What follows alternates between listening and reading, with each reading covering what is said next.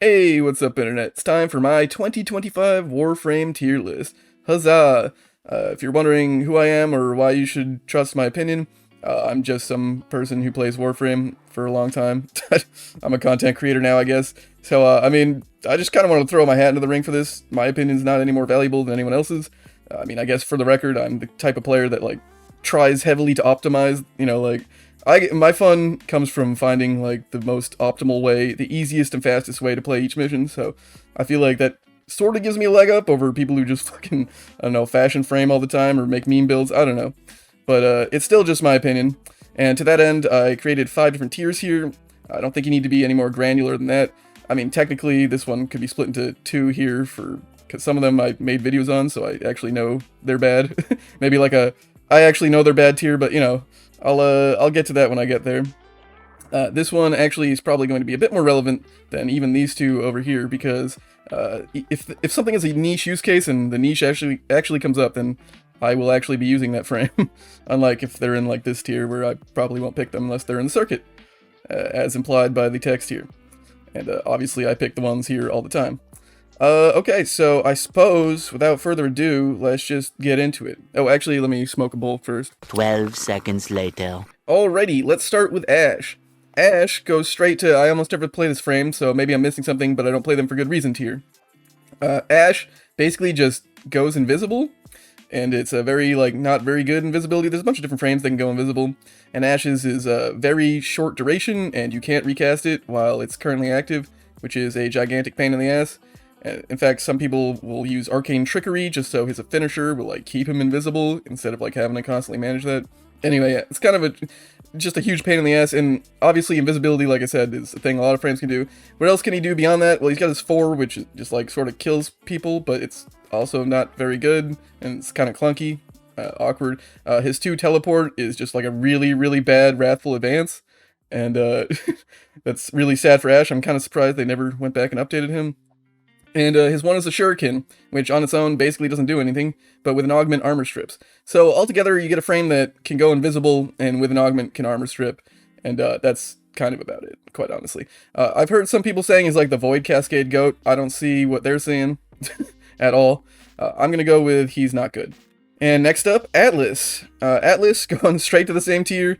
Atlas is basically trash, from what I can tell. I mean, again, I don't really play these frames because, I played them a little bit, and they're not better than they were when I played them, and they said, well, actually, technically, Atlas is a little bit better, because last I played Atlas was when I was making circuit builds from him, and since then, well, I mean, at the same time, the Incarnate melee weapons were released, which can soup up his Exalted 1, Landslide, which he can go invincible on. He's got some stuff, but mostly he's just a not very effective version of other frames. He, puts up a wall, he spawns AI little dudes, basically none of his abilities actually do anything. Yeah, you can make him do somewhat decent damage with augments, and you can, freeze enemies with his Petrify augments, and there's also Orgaze, which, makes enemies drop more loot, but these are all just, bad things to be doing compared to what other frames can do.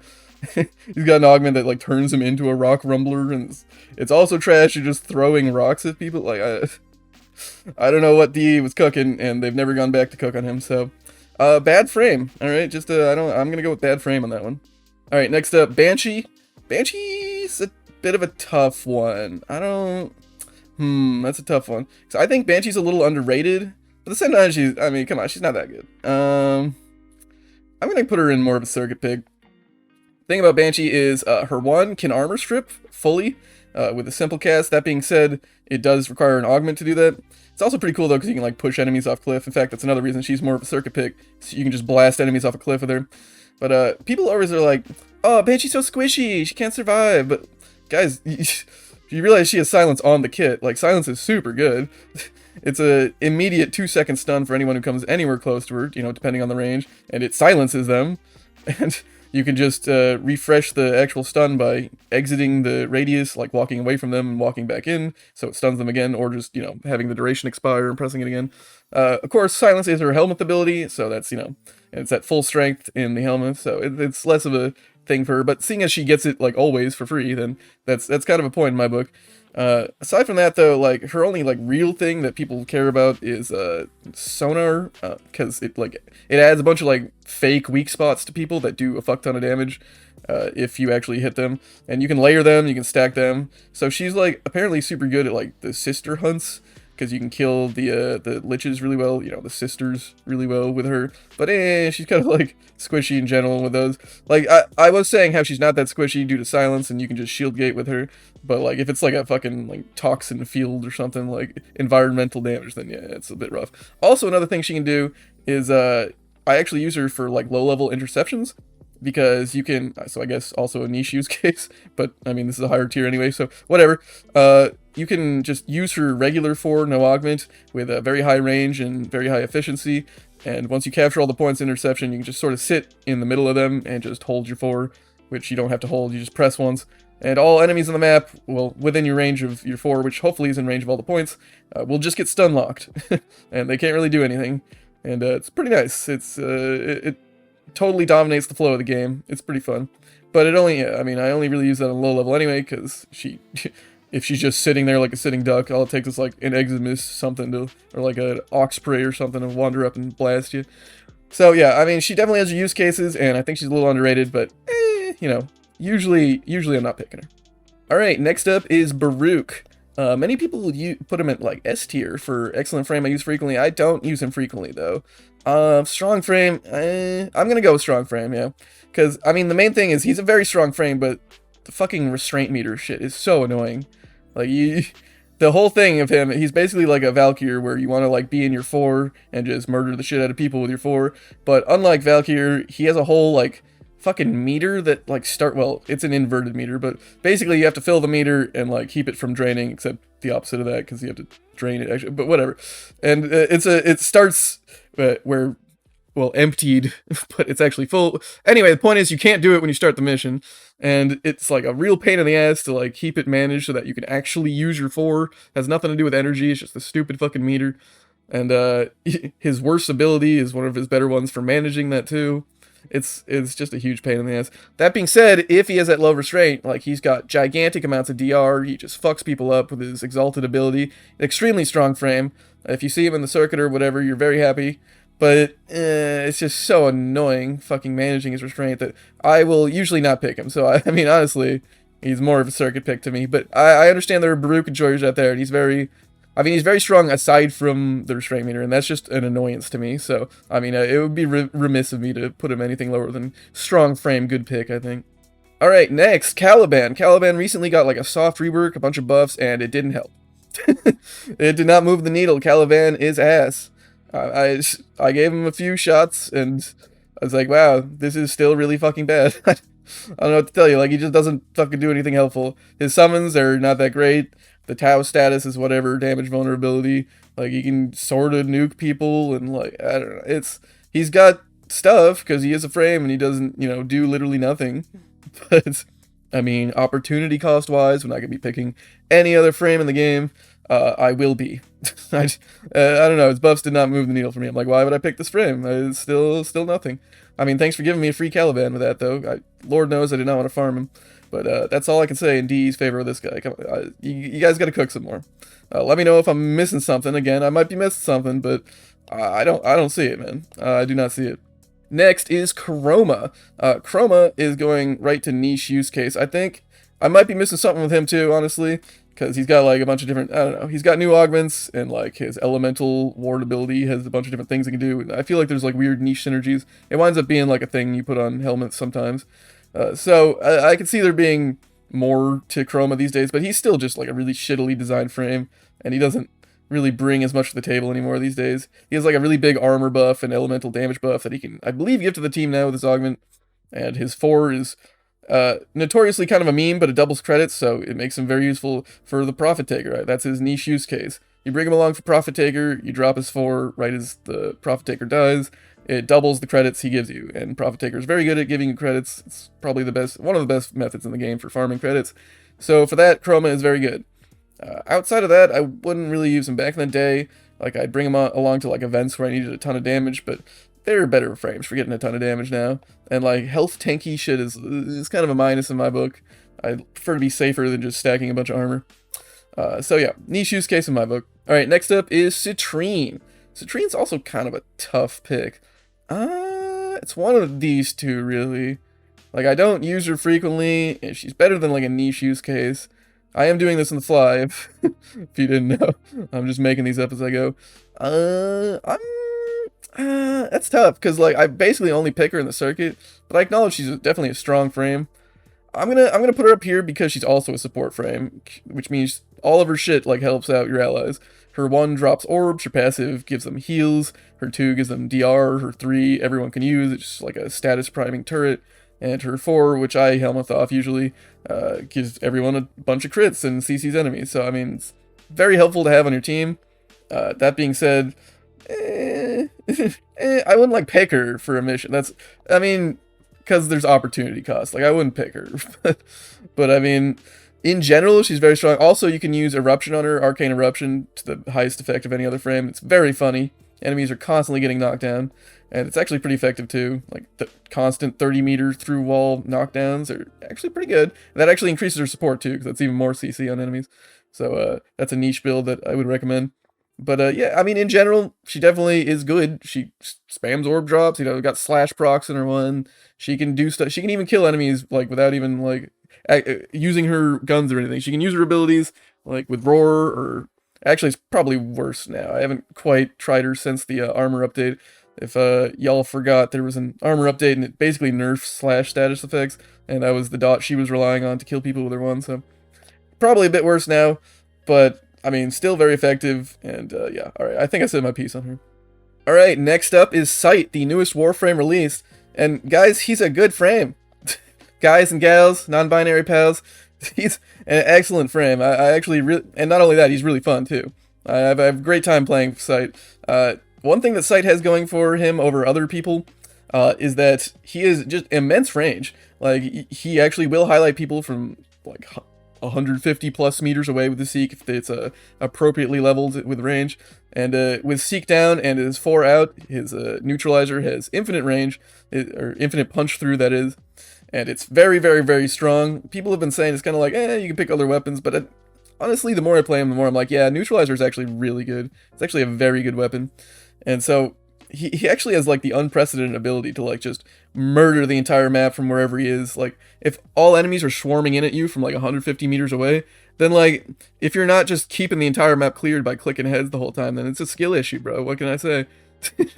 And that's just talking about his ability to click heads, and he's got more than that, like, providing his whole team punch through, and, like, the headshot see-through, like, wall hack visualizer is all very good, and resupply is also an extremely good skill. Like, being able to give yourself force, and your entire fucking team, force proc ammo that refill, that completely skips reloads and, like, gives you extra damage that also gives force proc. Very, very strong. A little bit annoying that it doesn't work on, like, recharge weapons and arc guns and all that. And it doesn't work on melee either, so it's a little limited compared to some other frames' abilities to infuse weapons with elements. But it's still extremely, extremely strong. And his invisibility is kind of annoying and cringe, honestly, if you ask me. But, I mean, I usually replace it with Gloom. If you check out my weird Sight build, I just made a video on him. But yeah, overall, very strong frame, very fun. Just click heads, it's very, very fun. And the punch through is very good.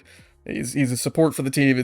There's a lot of good things to say about Sight, quite frankly. DE did a good job. They cooked with him. Alright, good job, DE. And next is Dagath. Dagath... again, one of these two, but I'm feeling a little bit more circuit pick for Dagath. Because Dagath definitely has some stuff, but, I mean, not stuff I would use to pick her. Like, it's not really reasons to, I don't know, like, for one, like, her survivability is very annoying. It's basically shield gating, you have to, like, spam constantly. She doesn't really have that good CC. And she has, like a Doom combo you have to do. She kind of needs all of her skills to... I don't know. She works, but... And she'll apply damage vulnerability and armor strip, and her 4 can actually just straight up kill enemies. You can use her as, like, just a nuker, sort of. A low-key nuker. Or you can just use her as a platform, because she gets all this damage vulnerability, and I think crit damage. I'm kind of forgetting, but... It's she's good. She definitely has her use cases, but I mean, not ones I would pick her for. Quite frankly, she's strong but annoying to play, and I don't really want to play her anymore. Quite frankly, you know, there's so many other frames in the game to play, and why play one that's kind of annoying and finicky? And I don't know. That's just my opinion. I mean, you may love Dagath, in which case, you know, nothing wrong with that. But I don't find her very fun to play, and she's not super effective. So it's like, she's not bad though. She's certainly not like, what's going on, D? You know, so she's definitely got stuff. Full strip and kill enemies. I don't know. It's good stuff, but eh. All right, next is Dante. Dante is also very good. I'm still kind of mad about the nerf they gave to his 4, where it used to not be line of sight, and now it is. Line of sight is extremely cringe in most ways in this game. Like, it feels really bad when you add line of sight to an ability that did not have it before, and especially with Dante because his whole gameplay loop was to, well, offensively, is to spam Dark Verse on people and tag them with slash dots, and then use Tragedy, his 4. Well, one version of his 4. I don't need to explain how the whole kit works, but you then use Tragedy, which would then pop all the procs, the slash dots you just put on all those different enemies, and they would explode, and it was great. However, they changed that so it's line of sight, so now a lot of the times the enemies you mark are no longer in your line of sight by the time you press 4, and it just like doesn't really work on those, and it feels awkward and bad. And I get the reason why, because he was basically like nuking enemies who, like, if your ally was tickling someone with like an Ignis 80 meters away, he'd still like nuke them. It was kind of weird, but I think the much smarter nerf would have been to like allow his 4 to still hit enemies that are tagged by his 3, regardless of line of sight, and otherwise require line of sight, but the devs never did that, so to this day, his combo now feels significantly lamer than it used to, so he's not nearly as much fun, honestly, in my book. But he is still incredibly fucking good. I have to admit that he's not like dog shit tier. He's very, very good. He gives the whole team overguard with his 2, and in fact, he can give them a buff that basically gives them what says, it doesn't exactly say this, it gives overguard, but it basically gives them 2.5 seconds of pure invincibility after they kill any enemy whatsoever while this buff is up. So if they keep killing enemies, they cannot die while Dante is on your team. That applies for literally everyone on your team who gets the buff, which is also a very large radius. He also has his Peregrims, Page Flight, which are just birds which take a ton of aggro, and they fucking give enemies tons of status and status damage vulnerability, and they're very strong.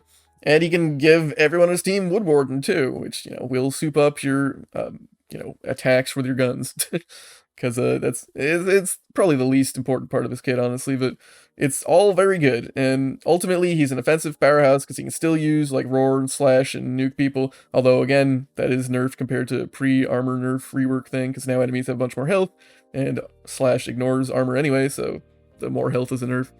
But he's still very strong with that offensively, and he's very strong defensively with the overguard, and he can stack a ton of it, not only just that 2.5 second thing. It's very strong. You can take him basically anywhere, and he will fuck. Dante will fuck up whatever content. It's pretty good. And next is Ember. Ember, it's one of the few frames I wish I had another category for it, because I'm pretty sure I'm not missing anything on this frame. I did a video on Ember, so I'm pretty sure Ember's just ass. I mean, Ember can like be used, I guess, but like why would you ever pick her? There's better frames. Her augment recently got a buff, so that it like basically works like a shitty Frost 4.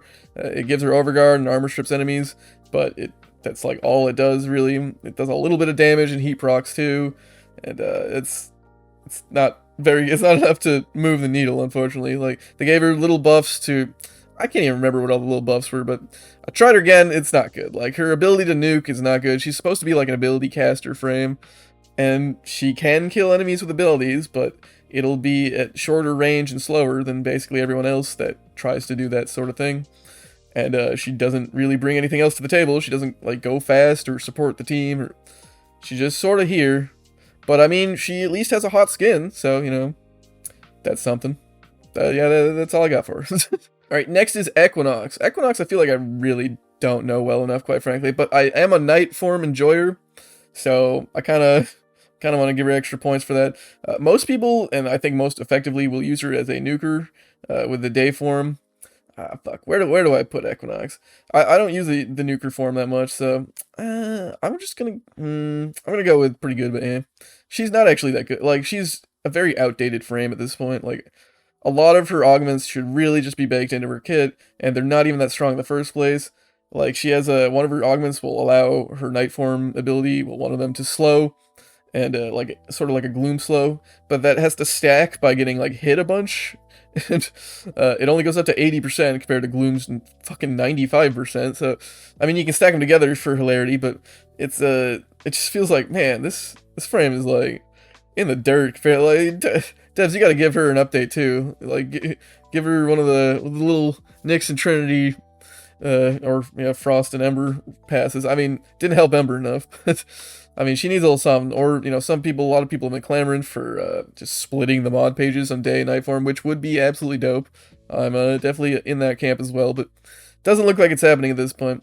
She's definitely got some stuff though, like generally the best way to use her probably is going to be as a day form nuker. You just set up large range, you just like do a slam attack and then nuke people, reset your force, slam someone, nuke people, just do a little cycling combo like that. And it does work pretty well in a large radius, but it's a little bit more of a hassle than most other things. And she's kind of squishy, and like she has some fun night form mechanics. Like, she actually like reduces the damage enemies do, like straight up in like a radius around her. But this has like, it doesn't do enough. It just doesn't do enough. And like, it also allows allies to gain shields on kills, but again, that's like nothing compared to Dante's. You're just fucking invincible for a few seconds on kill. So, I don't know. But she's fun, and she's definitely has effective stuff, so I'm gonna put her here. I mean, maybe here if you're, really proficient at using her day form nukes. That's pretty solid pick, but not my choice. I wouldn't, not my go-to. Next up is Excalibur. Excalibur's going down to the frame. It's honestly, there are some Excalibur enjoyers out there. I'm sorry, but he doesn't have a reason to be picked really ever. Quite frankly, it also, just on a side note, it pains me that they like give you the Umbral version with like 3 Umbral formula, and I'm pretty sure you don't want to do an Umbral build on Excalibur. So it just feels awkward to have to like form those off, or just use base form. Anyway, it's kind of cringe if you ask me. But yeah, technically there are 2 different Excaliburs, because one of them is Howl and one of them is Blind, the Umbral versus the default, but it's basically the exact same thing. And he's not good. Like, he has an exalted weapon which pales in comparison to most other exalted weapons. He has Slash Dash, which is similar to Atlas's Rumbler shit, actually, Landslide. It just is okay, but nothing to write home about. It makes him invincible-ish. Actually, maybe fully invincible now after they did a little update, and I didn't double check. But in any case, you won't die during it. He's got the Radial Javelin and the Blind, and he just doesn't do much in Modern Warframe. I keep wanting to see some reason to actually pick him, and I keep failing, and it's basically that simple. Sorry, Excalibur, you are the sort of the face of Warframe, but you'd think the devs would make you better, but given the whole you're kind of like Pikachu, but whatever. I guess it is what it is. Next up is Frost. Frost, unlike Excalibur, goes straight up to excellent frame I use frequently. Frost is a very good frame, and also a good candidate for why you shouldn't judge a frame's goodness, tier, based off of how many good abilities they have. Because Frost has like 1.5 abilities that are good, like maybe 1.2. Like, his 4 is excellent, extremely good. It basically makes the whole frame. His 3 is okay and usable. There's, it can defend things, and it's helpful for that. And that's about it. But his 4 is just cracked.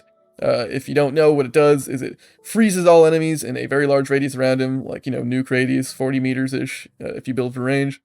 And it also grants you and all your allies in affinity range overguard based off the enemy's hit. And you can just keep spamming it and getting more and more overguard. And this will also freeze enemies solid when you do this. Eximus will just get maximum cold stacks, cold procs stacked, which slows them down significantly. It does not freeze them, unfortunately. But if you combine this also with its Biting Frost augment, all enemies that have been frozen will also get a plus 200% crit chance and crit damage applied to them. And that's fucking multiplicative with a bunch of different weapons. It's specific weapons, and I don't know why, but it basically enables you to do an absolute fuck ton of damage, and all these enemies are getting frozen, and you're getting a ton of overguard, And it also, oh, did I forget to mention, it also fully armor strips them all too.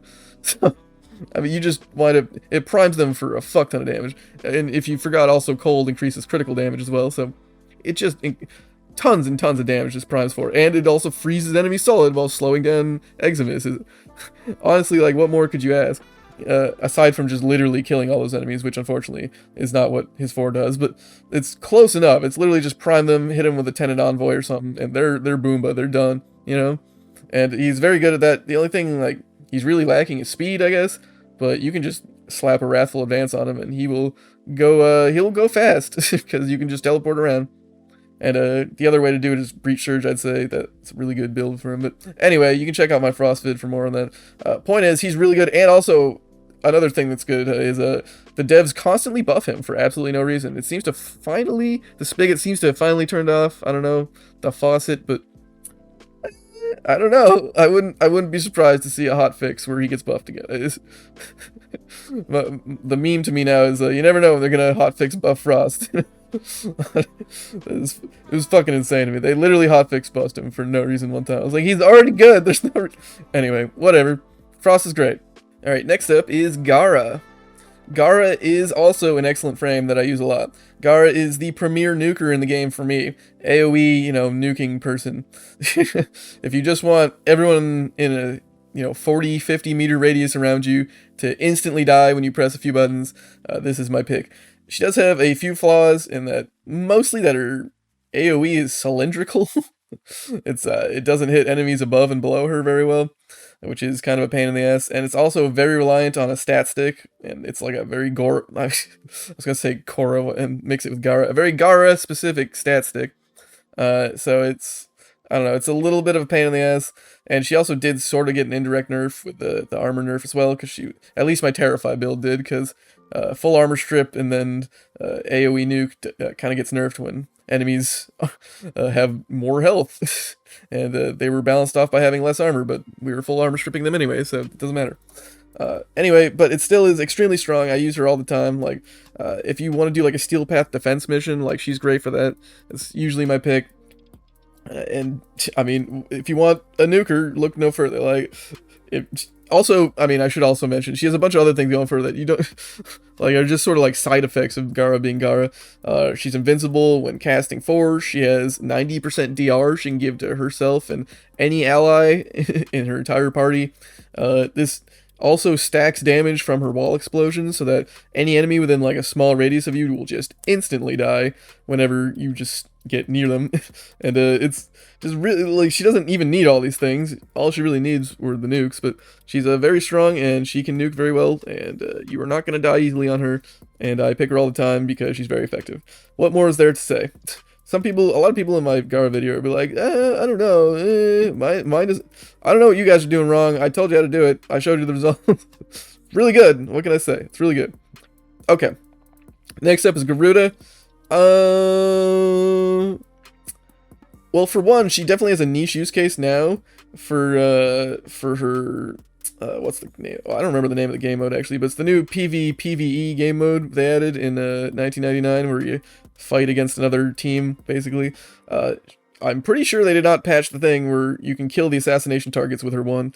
You can execute them when they're at 40% health, which is very, very strong. It like shaves like a fucking minute off the fight. Although, yeah, I don't know, I haven't played it since they patched the health of the big guys that in the assassination. But anyway, so she at least has that going for her, so I was picking her all the time for that.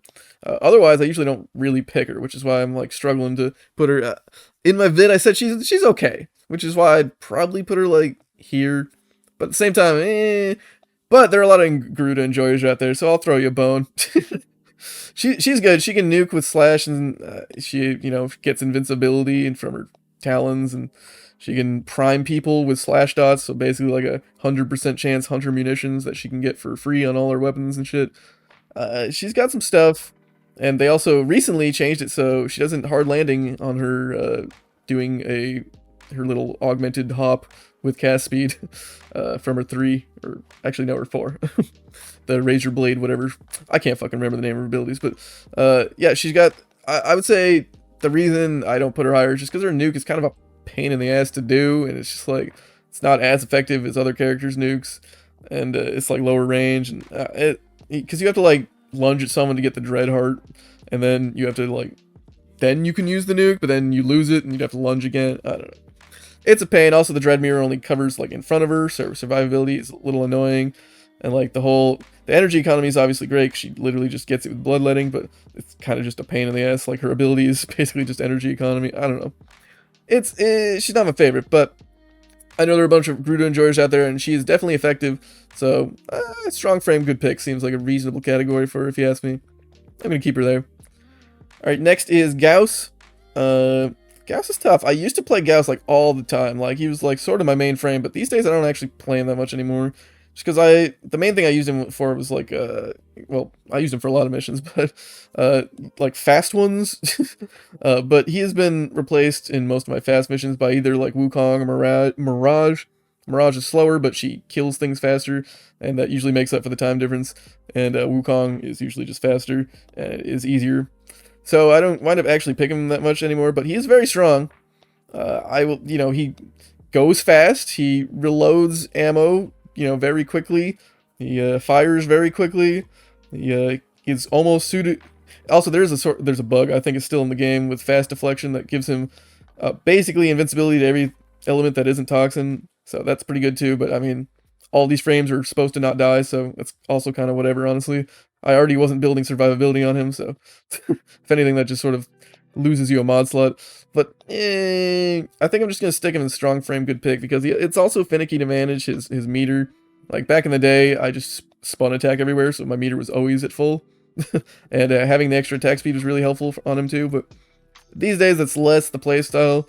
So, I mean, he's just like a really good pick. I usually pick him with Roar and just blast and Tenet Envoy through exterminate missions, Steel Path, Void Fissures, but yeah, like I said, these days that's more of a Mirage job for me. But still very good at that, and very fun frame, strong pick, definitely good.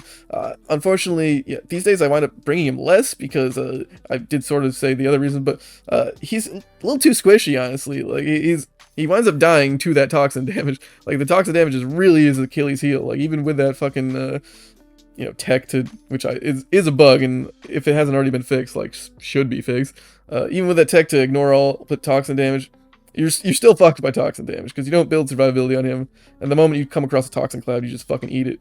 So whenever there's something like that, like I don't bring him to Netrocells because that fucking electricity is also a pain. He seems to be less survivable in many situations. So I don't feel as comfortable picking him most of the time. So I don't, and I leave him here. All right, that's Gauss. Let's move on to Grendel. Grendel is a frame I am basically pissed off at. I want to love Grendel. Grendel has a lot of things going for him, but unfortunately, he's a gigantic fucking pain in the ass. Thing is, his abilities don't work if your belly's too full, or they don't work if you don't have enough in your belly. Like, if your belly's full, your 1 doesn't work. If your belly's empty, your 4 and your nourish doesn't work, which is literally worse than everyone else when they get their subsumed nourish, because they can at least use it when it's empty. I think that's absolutely insane. They should at least let him use it when his belly's empty, because everyone else in the fucking game can. It's his fucking ability. I don't know, like, what are you cooking, devs? And, like, even, you should be able to use Regurgitate when it's empty or something. Like, let me spit up some bile or something. Like, give me, like, a weaker version of it, Don't, like, literally lock me out from using the ability. Holy shit. And he originally launched with a stomach capacity of 40, but now it's 5. And while this was a lot better for, like, UI purposes, it, like, shows it on the screen now in the bottom right. It just made him so much more of a pain in the ass to play, and I cannot take him seriously for that reason. Also, like his roly ball, like he has an augment to send him forward at a high speed, which is a lot of fun, but also should just be part of the kit. Like, why is this an augment? So another one of those things is just like, come on, guys, make this part of the kit. And he's got a lot of interesting properties. He's got like a very large health pool. He's got like a tiny shield pool, which used to be great for shield gating, but now is just like only great if you have catalyzing shields on, which makes it kind of annoying. But anyway, he has tons of armor strip in his kit, both his 3 and his 4 armor strip. He can kill people with his abilities, both by like putting them in his belly and by shooting them at each other. And you can even just like destroy them by using Nourish, which kills them.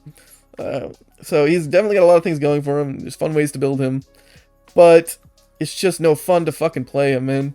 Like, he's just no fun to play, just because fucking abilities stop working half the time. It's like, you're constantly playing a balancing act between, like, which abilities work and which ones don't. I don't know, I can't fucking stand it.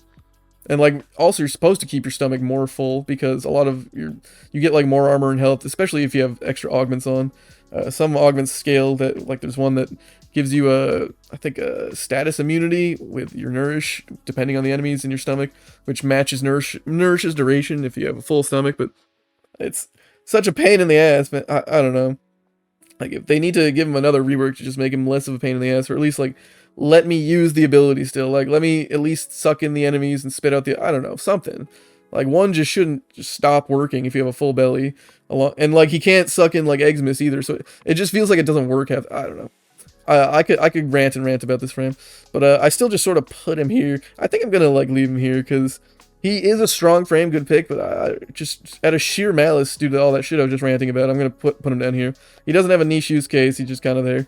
I used to like him for circuit, but they nerfed how Breach Surge can stun Overguard. Whatever, that's a whole different thing. I like the Breach Surge build in them, but alas, no longer. All right, next is Gyre. Honestly, I don't really play Gyre that much, so I'm not super certain. Which I acknowledge she's a good frame. She does AoE damage and she does it decently well. I'm gonna put her as a circuit pick. Honestly, I think she probably has some niche use cases that I might not be aware of. I don't know, but for the most part, whenever I played her, it just seems like she's like a solid AoE frame, but not as good as other frames, and I don't see a reason to pick her over other gooder AoE frames. And yeah, I don't know. She also has like an annoyance with her.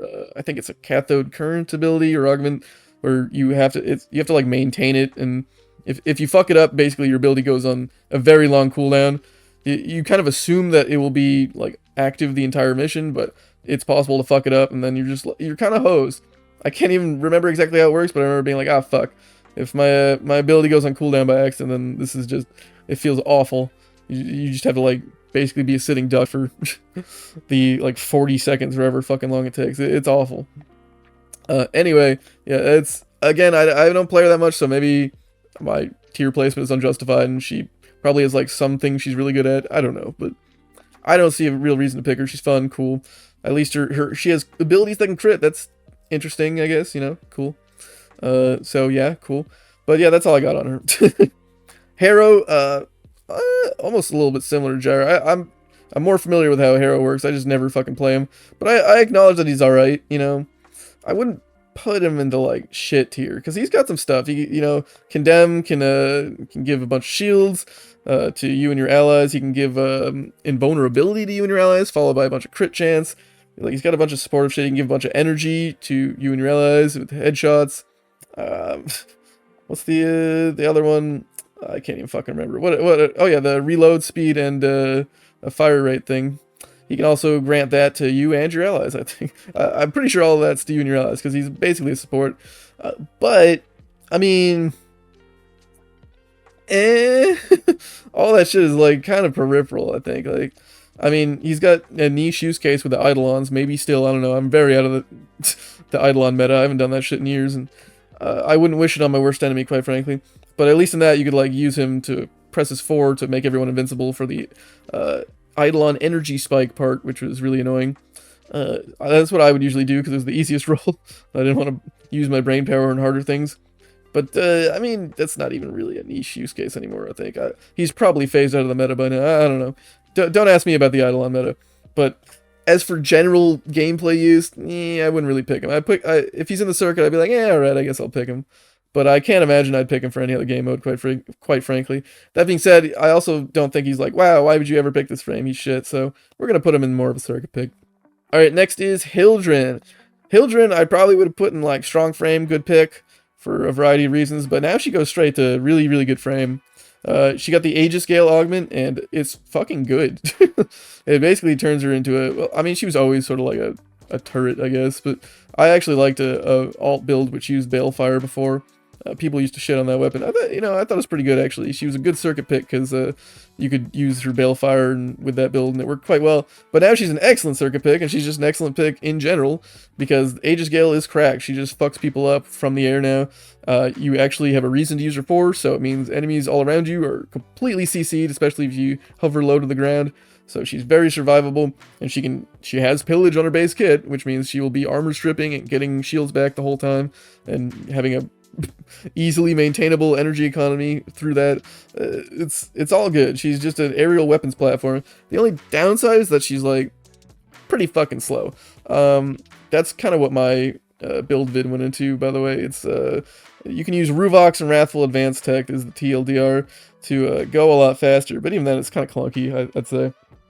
So, I mean, honestly, I'm not sure. Maybe I should put her down here, because dwelling on it, I'm like, I don't actually really pick her, because due to that clunkiness factor, the slowness, I was like, well, I mean, if I want to just blow people up real fast, I'd probably just, like, pick Mirage or something, I don't know.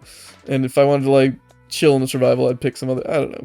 So I don't wind up actually picking her that much, so, but I acknowledge that she's really fucking good now, so if you wanted to pick her a lot, there would be no reason not to. I don't see, like, yeah, she's better than these other frames, I think, so I'm gonna put her in.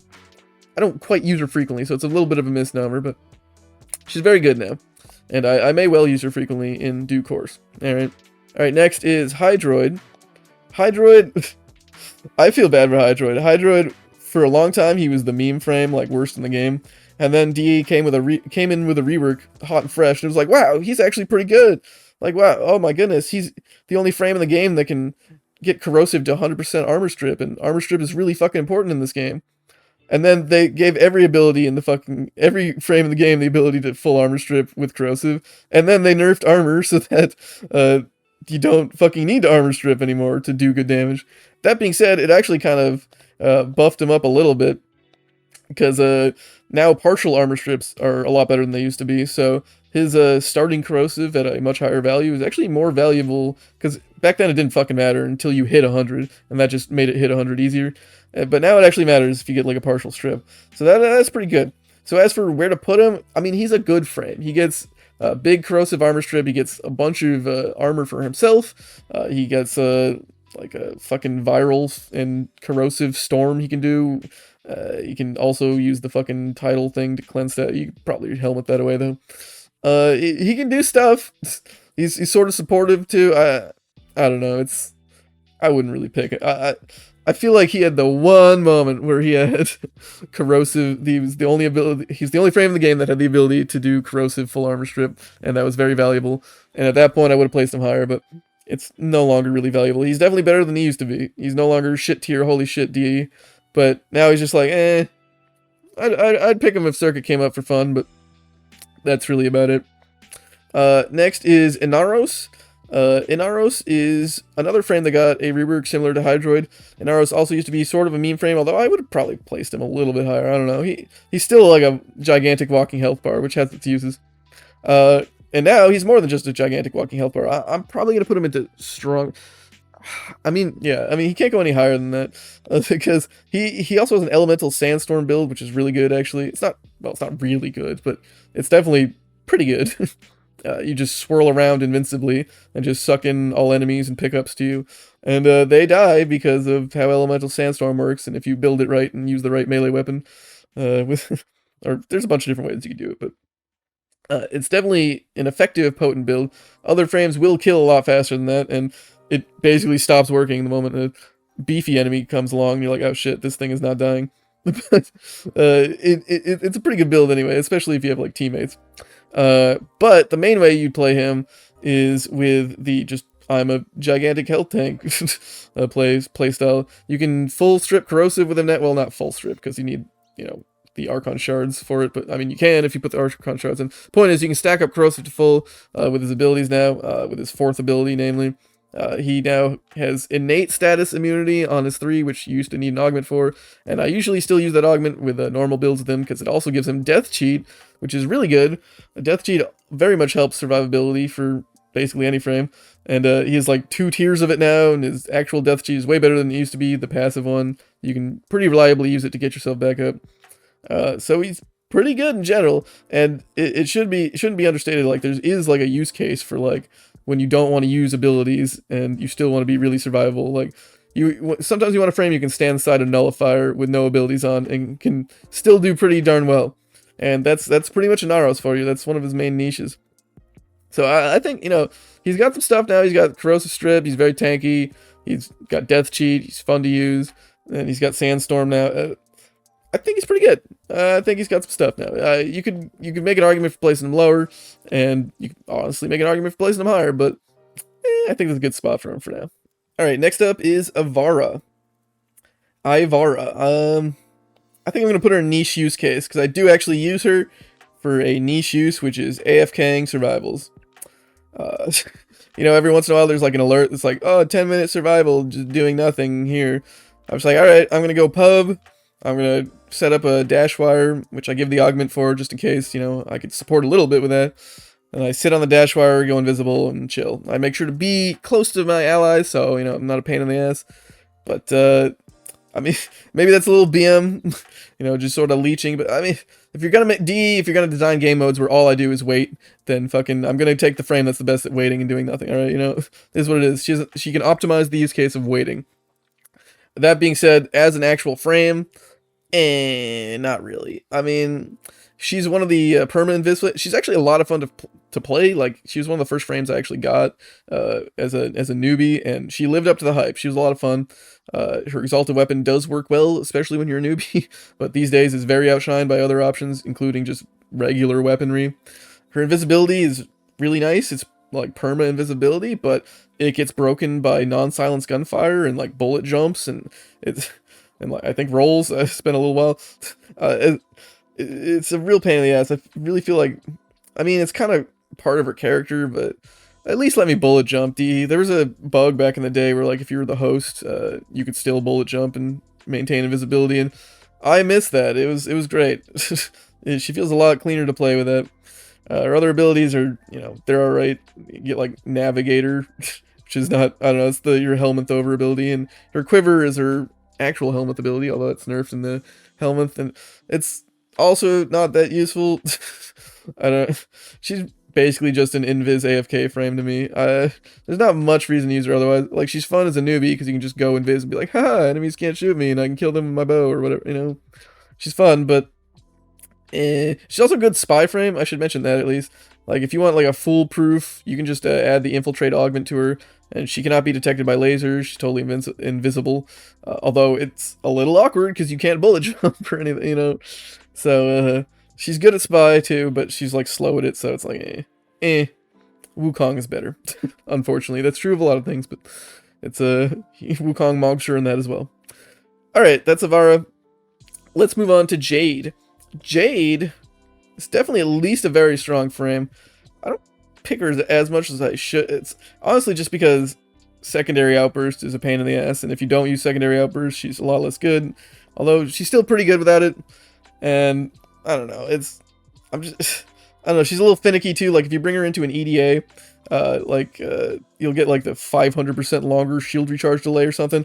I kind of rely on that with her. Like, if I'm getting a lot of heat, I'll just turn on her shield mode, and it'll regen quickly and get over shields. But that won't work if you're at like 500% shield recharge delay. I'm like, oh fuck, I'm squishy. Shit. I don't know. She's not as foolproof as the other frames, but she just flies around pew pew blasting people. It's really good. And, I mean, I guess it's not as effective as some other... I'll just keep her in strong. She's not that... Yeah. I don't pick her that often. But if she comes along like an EDA or circuit, I definitely do like picking her. Although, again, it's harder to get secondary outbursts working then because your equipment is limited. And in normal missions, like... she's a lot of fun, but...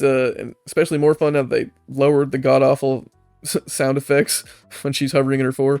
That was really annoying. It's still there, but, you know, it's not like blasting your fucking eardrums anymore. She hovers around, kills a lot of people, supports the team. She can nuke sort of with her like one alt fire. I don't know, she's good. She can add weapon damage to everyone, or shield recharge, or ability strength, but she has to pick one of the 3 at a time, which usually means you like turn on ability strength and to do your other buffs and then switch to either weapon damage or shielding, usually weapon damage. But I mean, she's good, and she pew pew, she kills enemies real good, she hovers around. She's good, and she's fun. Honestly, she's not that amazing, but she kills things quite well, which is a lot of fun, so I'm giving her fun, good, strong frame. Alright? Fight me. Alright, next up is Khora. Khora, I honestly have not played Khora in a hot minute, so I probably shouldn't place her that high, but she's definitely a good frame, honestly.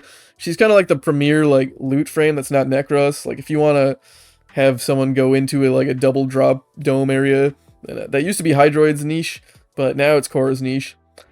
She's kind of the one to do that with. And back when I was leveling through when I was clearing the Steel Path star chart, I used her for my defense missions. She slays. She does a ton of damage. Her Strangle Dome is very good. She's got stuff. She can kill enemies very good. She can CC enemies. I mean, she's got a lot of stuff, and she can kill. What can I say? She's good. She's survivable because she's constantly spamming her whip, and she puts on like brief respite and maybe a catalyzing shields. I don't know. Again, it's been a while since I actually played her again, so I definitely can't put her up here. But she's definitely strong, and nowadays with the Incarnate weapons, she's even stronger. 'Cause she can just leverage those for her shit as well. And she's got like Magus Aggress tech and all that shit, and I think maybe even Melee Doty might be good for her now. I haven't looked into all that. Again, yeah. She's a little bit on the back burner, but very good frame still, I would say. It's definitely a frame you'd like to have on your team. You get more loot. Enemies are getting CC'd and dying and stuff. Alright, I think I said my piece. Khora's good. Alright, next is Koumei. Or Koumei, I guess, but Koumei's funnier. This is one of the other few frames like Ember where I have played them enough, I think, so I don't really think I'm missing something. Some other person tried to convince me that she's an amazing nuker frame. I don't think so. Doesn't seem that way to me. Everything's line of sight. And anyway, her main thing is she gets infinitely stacking decrees from Duviri. That's like the main reason you pick her, probably, because other frames can't do that. Yeah, that's pretty cool. However, the conditions to actually get these decrees in the first place tend to be pretty cringe and often difficult to accomplish, especially if you have teammates on your team. And unfortunately, like, you'd have to be in mission for like hours before you even like get something particularly spicy going, because her cooldown, she has a cooldown between actually getting the decree, earning one, and being able to start a new challenge. And this cooldown increases over time as you get more decrees, and this makes her very not fun, honestly. That's kind of the only thing she has going for her, other than just spamming a bunch of different status effects with her other abilities and a little bit of CC. I don't know, like, even then, if you took her into like a long mission, like, I don't know, what are you even accomplishing at that point? It's like, okay, cool, you have decrees, I guess. There's probably another frame you can pick that could do the mission much easier, or like get more loot out of it or something. So, I mean, I don't know. She doesn't seem to really have a use case to me. She's not very good. I don't know. And the whole dice roll mechanic is pretty cringe too. Like, making her rely on RNG as like a mechanic is I don't know about that. I mean, technically, yeah, she has the best defensive ability in the game if it high rolls, but that's if it high rolls. So, not good. It's actually one of the worst defensive abilities in the game, because it has to high roll to be good, and that happens very rarely. Well, not that rarely. I think it's like 12% or something, but they did fudge the math on her dice a little bit. So, but yeah, she's not very good. Let's move on. Kullervo. Kullervo, honestly, I think is a little overrated. I would not use Kullervo because his Wrathful Advanced Subsume is his Helmet ability. It's kind of redundant with me saying Subsume. It is a little nerfed in the Helmet, but like, it's kind of the main reason you pick him. He also has Overguard. He's one of the Overguard frames, but he doesn't have shields. So 0.5 seconds Overguard gate does not make me feel comfortable about his survivability. His 4 is not that amazing. His main other thing that other frames don't have is Collective Curse, which can be extremely powerful, but I mean, it seems to be overkill to me. It's like not super long range or anything. And you know, you can usually kill enemies in front of you. Like, yeah, you can do crazy damage with it, but only against like fodder enemies that I was going to kill with like a single Architectron slam or whatever. Anyway, you know, so I don't really see any reason to actually bring him into a mission. Quite frankly, I don't see myself doing it. He's a strong melee frame. I can see why people like him, but it's not for me, I guess. You know, there's just no reason to pick him over other frames in my experience. I've never gone to a mission and been like, you know, it'd be really good at this, Kullervo. He's actually okay at Netra cells, but other than that, Alright, next is Lavos. Lavos is an interesting case because before his augment released, I would have put him down here. I'd be like, wow, he has 4 abilities that are all trash. They don't fucking do anything. He can't shield gate because he can't use energy. Actually, I would have put him in niche use case because he's an excellent railjack pilot due to his weird cooldown mechanics, bypassing the entirety of like the railjack energy gain shit. So you can just spam with him. So he's very good at that. But other than that, he was just trash basically. There was no reason to pick him. It's just Yeah, he's got some like shield and health that's better than most. I guess he's kind of tanky, but like all of his abilities suck and he doesn't do anything. So why pick him? However, he has launched himself to the top of the fucking tier list because holy shit, the Valence Formation Augment is incredible. It makes him a very very good frame. Because it just makes him a very, very good weapon platform. The ability to apply plus 200% elemental damage of any element you want, and then that element will force proc on every single like either pellet or tick of damage. It's very, very strong. It has a lot of synergies with different weapons, and it fucks. What can I say? It's extremely powerful. There's the full suite of it. Sight has a little bit of this too. And in fact, Sight is arguably more powerful in some ways, because it actually works a bit like a Zata's Whisper with him and Toxin Lash, another thing Sight is going for him. But with Lavos, it just fucking works. It can work on your Incarnate weapons, it can work on your melees, it just works on everything, and you just select it and you're good to go. It's really strong. And then you add on top of that, he's a fucking tank, and he can shrug off all energy concerns and shit. Like, there's a lot of times where like, oh, you look at all this energy cost shit we're piling on you in like Netrocells and EDA, and it's like, or I can just play in Lavos and not have any energy costs. That's fine, no worries. And there's lots of things like that. Like, while it's bad that he can't shield gate, him being a natural tank sort of makes up for that. And you can just sort of like rolling guard build him anyway. There's ways to survive even in like high level content, and outside of high level content, he's very survivable anyway. You basically build for survivability and nothing else on him because he has so many open mod slots. He doesn't use any of his fucking abilities. Basically, all you need is duration just to give him that 200%. Because even that doesn't scale with ability strength. The 200% elemental damage from Valence Formation is augment. He's got 4 shit abilities, so why even bother using anything other than duration? Also, duration increases his status duration, another thing he has going for him. So, just a lot of, like, he's just passively tanky, he doesn't use energy, he gets more status, and then the Valence Formation effect is really strong. Suddenly, he's a very good friend, which is kind of hilarious, because he was just a Railjack pilot before. Before Valence Formation, I was like, he's shit. But suddenly, quite good, quite good. I highly recommend, I use him for a lot of things. Alright, next is Limbo. Oh, how far you have fallen. Limbo still is rocking a niche use case, which is mobile defense, which don't have nullifiers in them. So, like, Corpus and sometimes Orokin are not good for it. And I think to some degree, Void Relic ones in general, because they can just corrupt in nullifiers, I think. I don't know. But the point is, if there's no nullifiers to ruin your day, he still is the mobile defense king, kind of, because you can just set up your Cataclysm and freeze people, and while Eximus are now a problem, you can use Silence, so they won't really fuck with you. So you set all those things up, and you just AFK on the point until the timer's done, pick up the thing, grab it, run to the other thing, set up all your shit, do this 3 times, run to the exit, you're good. So that's his one use case. He used to be, the whole thing he had, like his whole, kit paradigm, the whole idea behind him, was that he slips into the Rift Plane, and any enemy who's not in the Rift Plane cannot touch him anymore. That stopped working back in the Eximus update.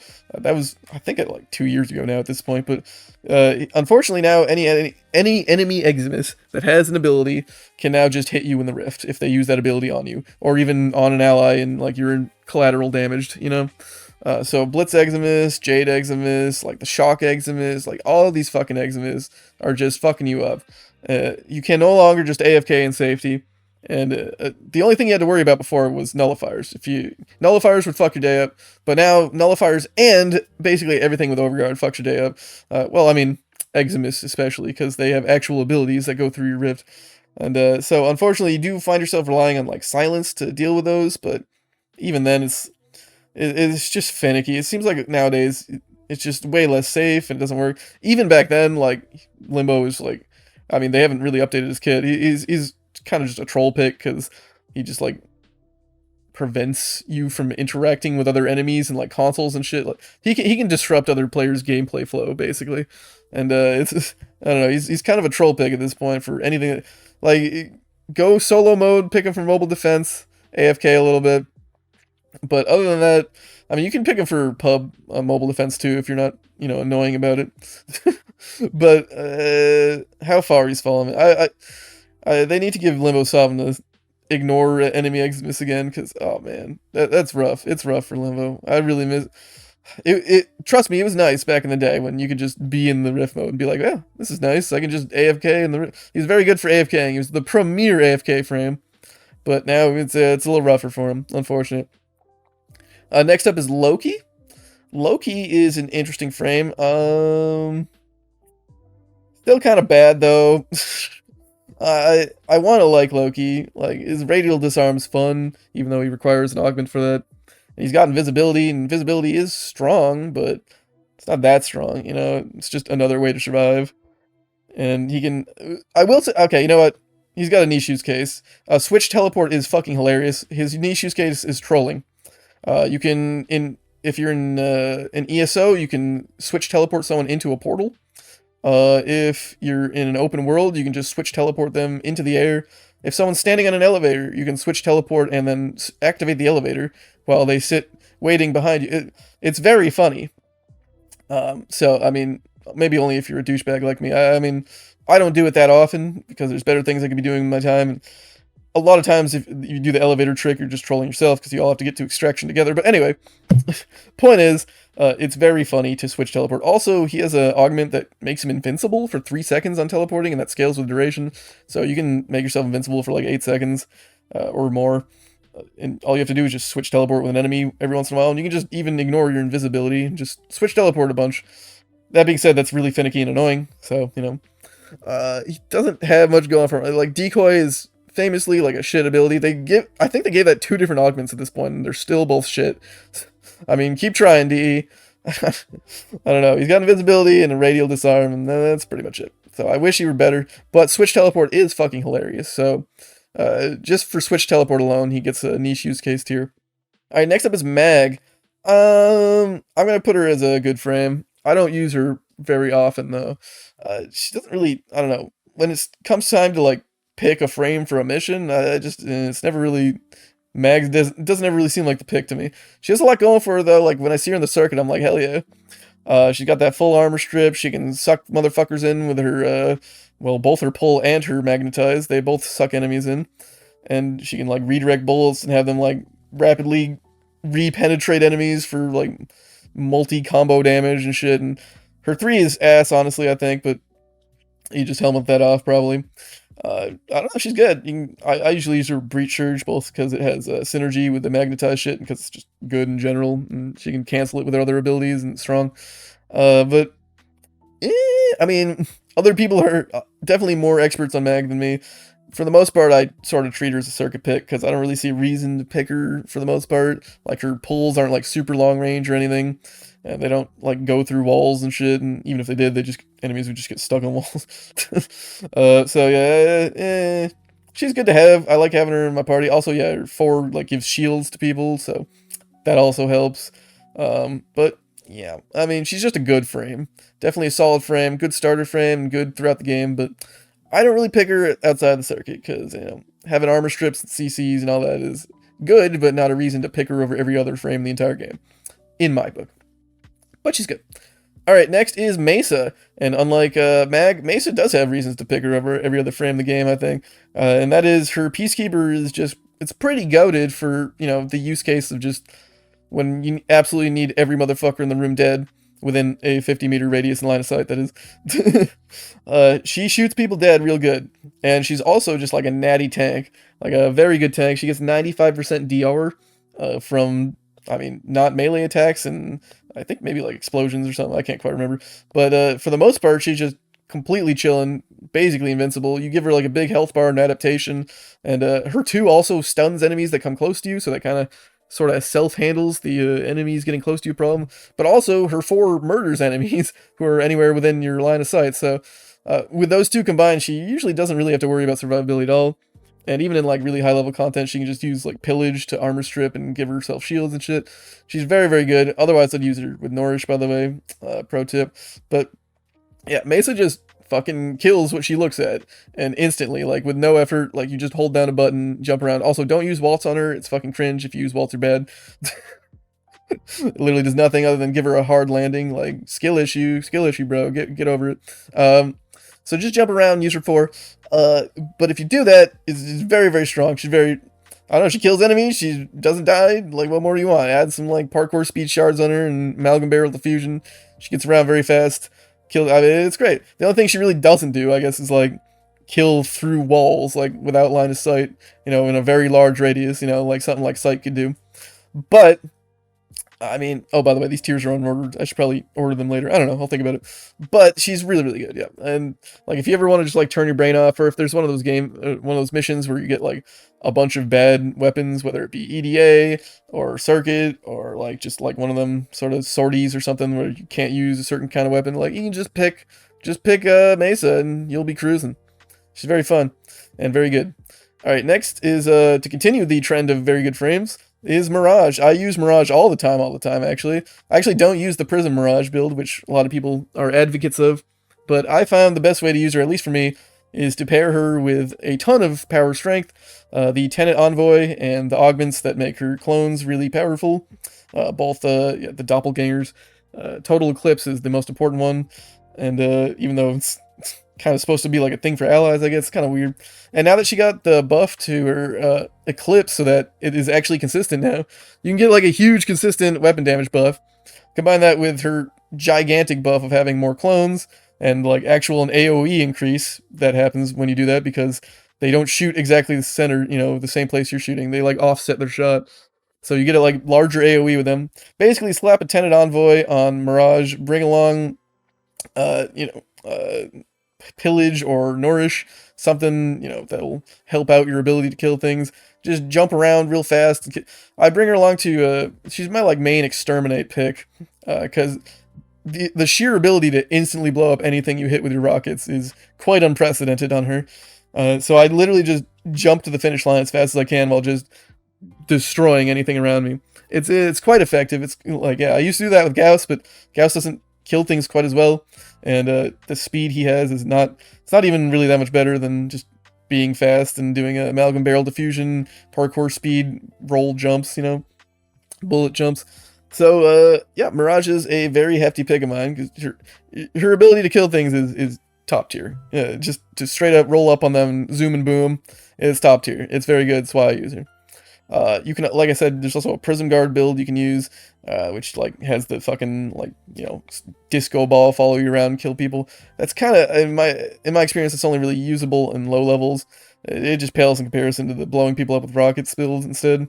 And there's probably other things you can do with her too. I'm missing, like, there's like health tank builds you can even do with her, but that's more minutia. I should probably make a Mirage video one of these days, but anyway, yeah, Mirage is really good. Moving on, Nekros. I guess we'll put him in niche use case. Yeah, I pick him for survivals when I have nothing better to do. Like, if there's a game mode that's just like, well, just fucking wait it out, I guess, which is unfortunately a lot of game modes in this game. Come on, devs, please design game modes that aren't just me waiting out a timer, please. Anyway, Nekros is great for those because he will increase your loots by not really doing anything. His 3 Desecrate gives you more loots, and since most frames don't really do anything that makes you like get more value out of your time, there you go. Great. I mean, there's other frames like Khora and Hydroid, and like you know, Orgaze from Atlas, which is also subsumable in any frame, by the way, so you can double down on Nekros to get even more loot. But Nekros is the turn off your brain, just get a ton of loot frame. And like with those, you have to like pull them into the fucking net and shit. It's a huge pain in the ass. So I wouldn't. I don't bother with that shit.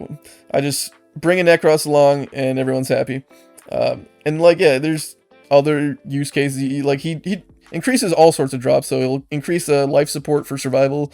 I think there are even some like Deimos, like bounties, where like enemies drop some shit and he can help with that too. There's a bunch of like little reasons where like having more loot drops is good.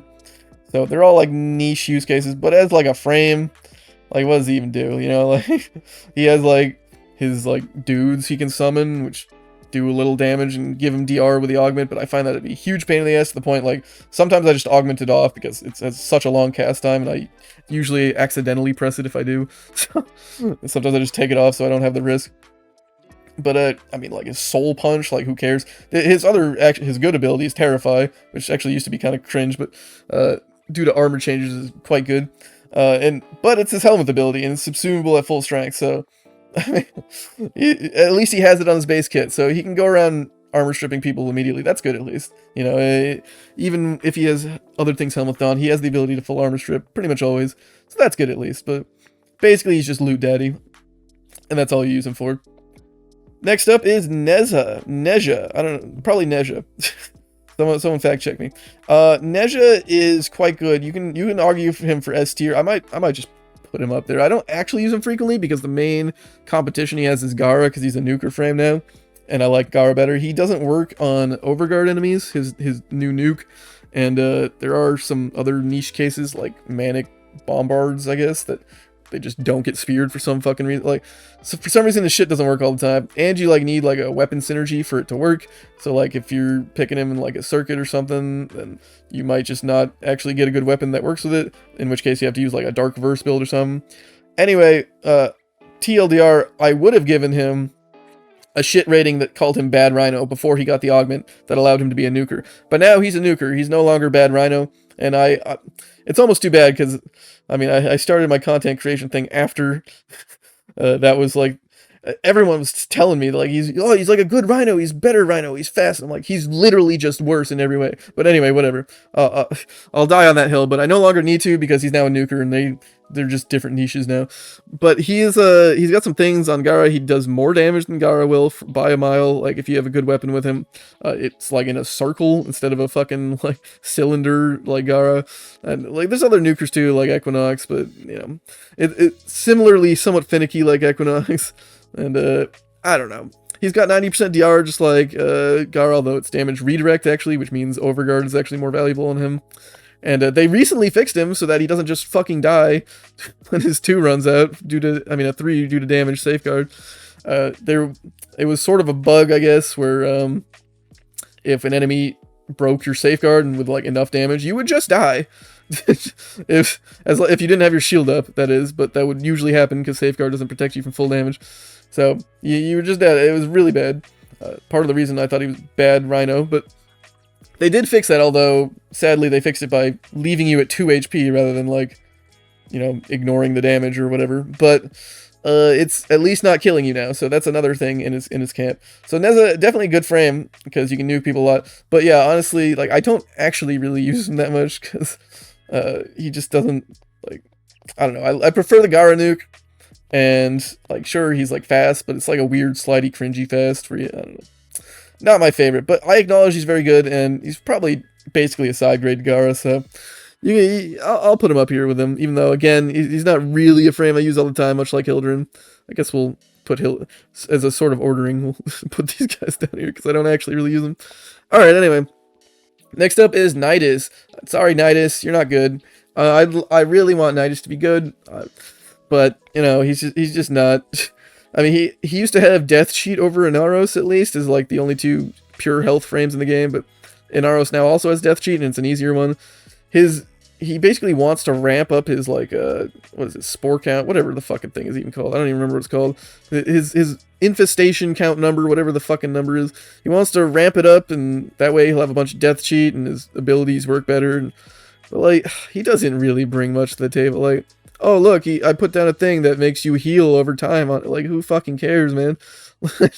Like, his main thing, I think he does have a niche use case, actually. I think he's still used for arena farming endo. I think he's still using that, actually. I could be wrong. I'll put him here for that reason. His larva ability is good, and in the Helmonth it is actually nerfed. So there's that. But that's really the only thing. I haven't deliberately endo farmed like that in many, many years, so I don't know if that's even still current, quite frankly, but he at least had that going for him, and like he's kind of fun. I think there was a bug at one point where he got like overflow bajillions of health and could kill himself, but that was just due to, no longer relevant. It was a part of the, like, I forget what it's called, that whole like maggot set bonus thing. I can't remember what it's called. Yeah, there's a set that gives a bunch of maggots and such, and that was it got reworked a little, and now he's getting a bunch of he got a ton of health, but yeah, that's it's no longer relevant. Anyway, yeah, Nidus is not that great though. He's got that one niche, and he basically just sucks. He's got Death Cheat and the one larva niche on arena, and that's it. Next up is Nova. Nova, I'm probably just gonna have to put in fucking really fucking good tier. She got a rework recently, and she was honestly already quite good, but then they, well, I guess it's like a soft rework. It's like a retouch.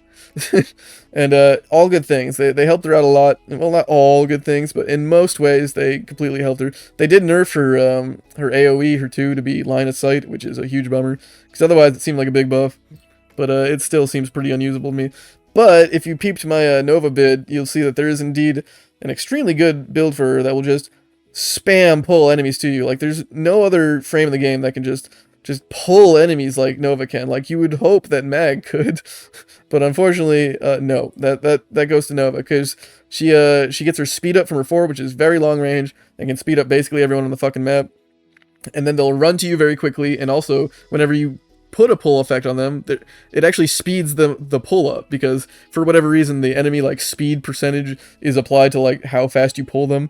So that helps a lot for, like, a Nautilus Cordon effect, which you combine with her and her new, I mean, I explained it all in the video, but I recommend looking for it. But combine everything together, and enemies just wind up getting pulled to you en masse and blowing up and showering you in orbs, because that's another new thing.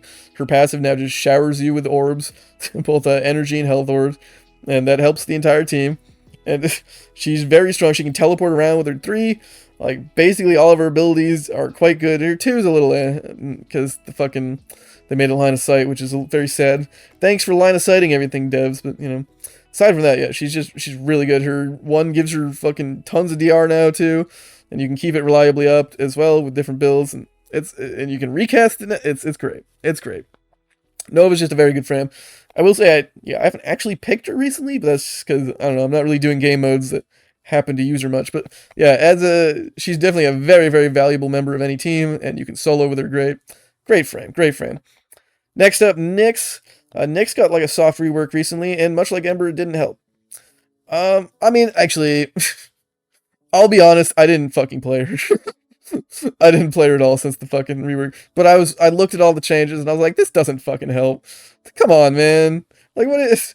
Okay, the like irradiated chaos enemies are like actually irradiated now. Oh, cool. And her mind control, like, it's a little bit more effective. Like, oh look, her assimilate doesn't like it. Well, I will say, okay, her assimilate. That's the one like main big change, is that her assimilate used to basically not be invincibility, because which is an augment, by the way, for her absorb ability.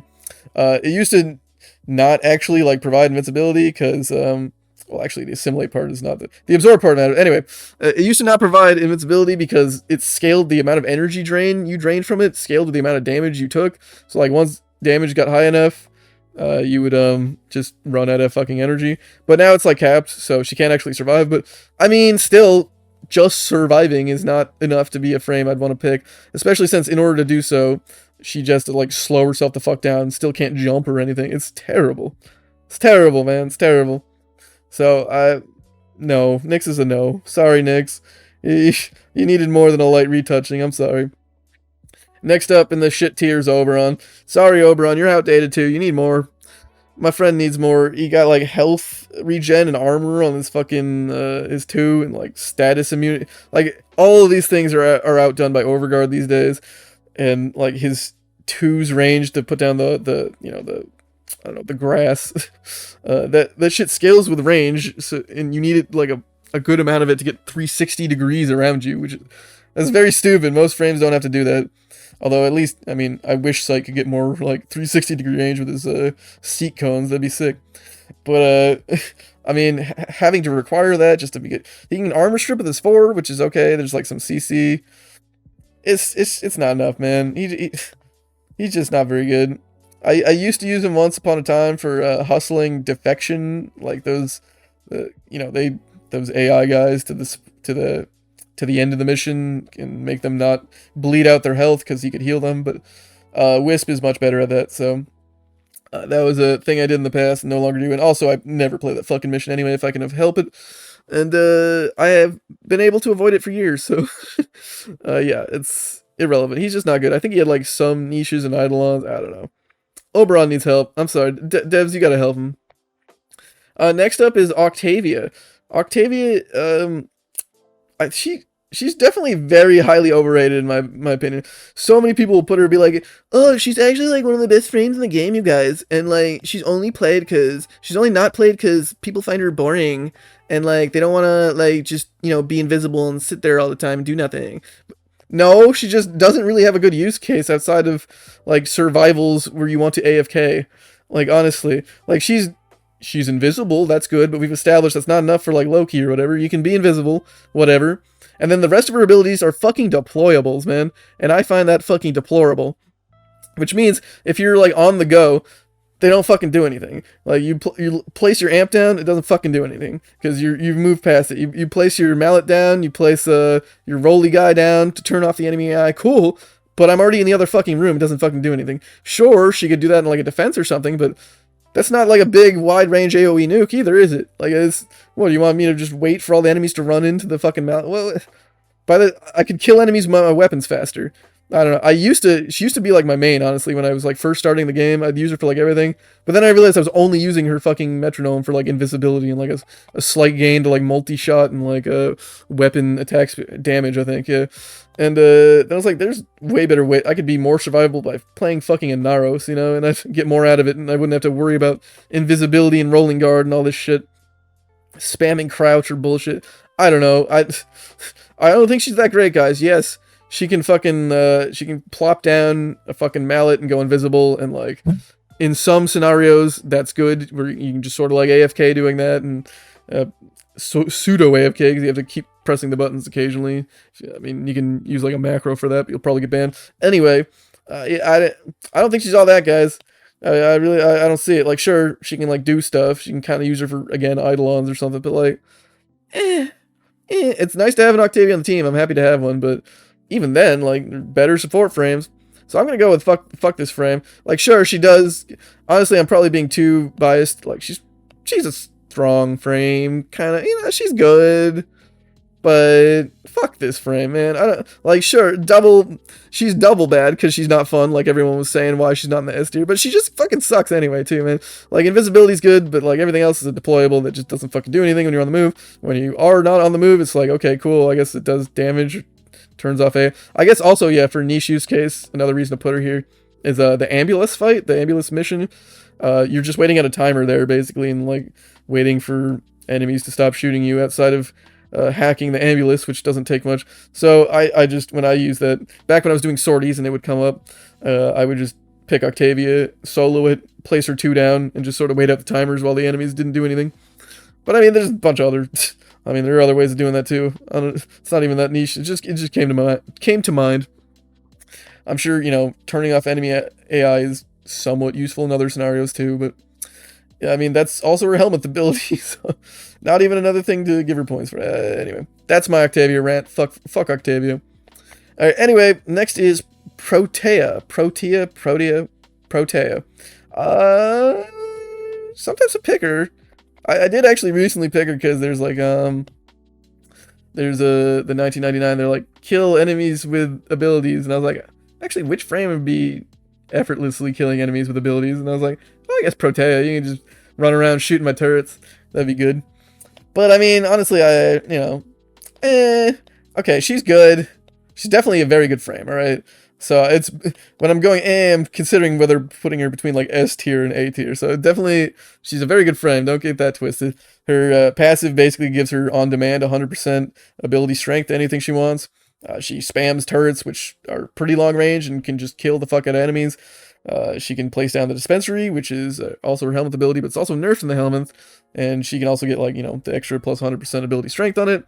Her 4 is basically ass, although they gave her an augment that like tried to make it good, but still ass if you ask me. Although I kind of forget what it does at this point.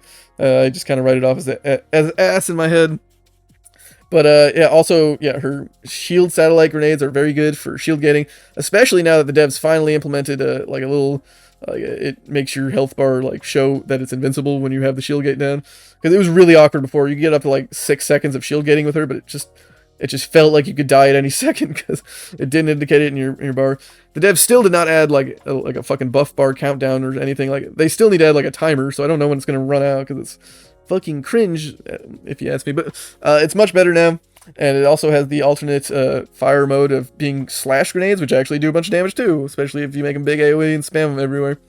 So this is a good frame. And you can also like do a bunch of ability damage too, which means you can like use like a Hurus Kubro or something to stay invisible the whole fucking time.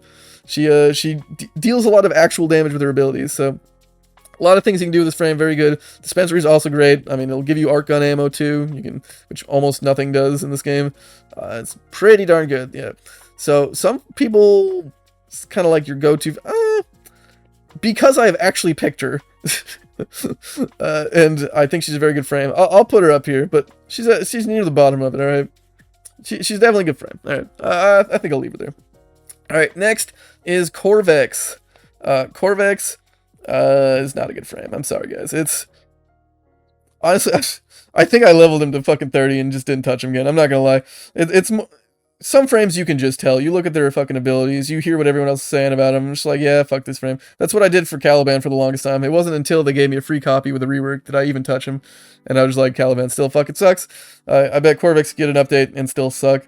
Like, he can like irradiate and kill enemies in front of him.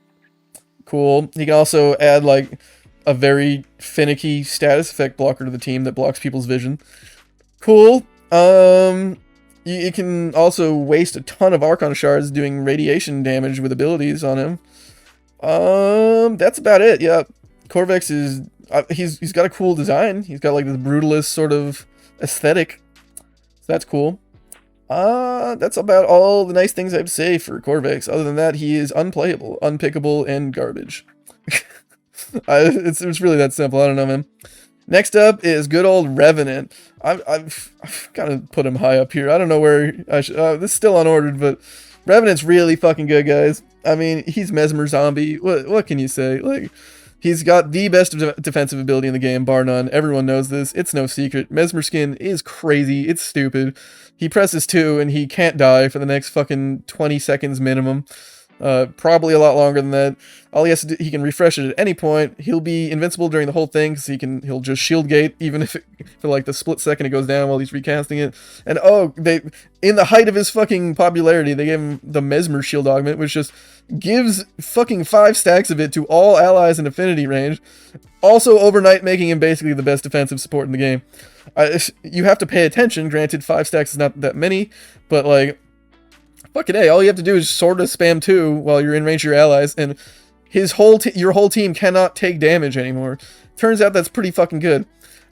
Meanwhile, he doesn't have to build like anything other than pure strength, so you slap a roar on him and he has a very powerful roar, even though that's not like his actual kit. Like, the only stronger roar you're going to find is on Rhino himself, which is coming right up. And also, fun fact, his what's it called, Reeve? His Reeve ability is actually a very good movement ability. It's actually faster than Gauss's, at least at some points. I think it might like trade off at different levels of sprint speed. But you slap some sprint speed on this baby, and he goes really fucking fast. Also, pro tip, you can jump cancel your Reeve, and you will maintain your momentum. So you can just like cast it and almost immediately cancel it, and you'll go whee, flying through the air. And with full control, your gun out, you can shoot, you can slam, whatever. It's very fun, and it's very effective. Now, his Mesmer Thrall shit, where, he can create allies basically through his Thrall, and his 4, where he spins and kills people. Those are all kind of useless. I guess technically his 4 is some movement tech. So he's mostly just a defensive Mesmer zombie ally, and he can just be very strong weapons platform too, because his roar is huge. But basically he gets a very high top spot, because like, come on, man, spamming 2 and your entire fucking team's invisible. You don't even have to press it that often. It's so good. I don't know, it's crazy good. Granted, that's sort of all he is going for, but like, yeah, he's fast, he's strong, like, he's real good. He's turned your brain off and just very good. Everyone knows. All right, next up is Rhino. I'll just play some somewhere around the middle, because Rhino's real good too. Rhino's sort of like, honestly, I feel like similar to Revenant. Maybe I'll put him up here, fuck it. Rhino's really similar to Revenant. He's sort of just like the offensive version of Revenant. He gets a bigger roar, and he can like subsume another ability on. I mean, obviously it's subsumed for Revenant. He doesn't necessarily have to do that. He can use Pillage or something, But with Rhino, you can subsume like any other ability, like Nourish or whatever you want. Probably not Pillage, I would recommend, because he doesn't need it, and Armor Strip is superfluous, especially if you're doing like slash dots or whatever. Anyway, point is, he also is basically invincible the entire time, and I made that point in my Rhino vid, that you should not be building him around like armor and prime redirection and like all this fucking bullshit, the helmet ability that like subsumes the shield and gives him armor. Fuck all that shit. All you have to do is react and press 2. It's not hard. You get 0.5 seconds of overguard gate when your overguard goes down, and then another like probably 1.6 seconds or however much, 1.68 by default of his shield gate. When that goes down, you have that too to worry about. So you have basically a 2-second window to reactivate your Iron Skin.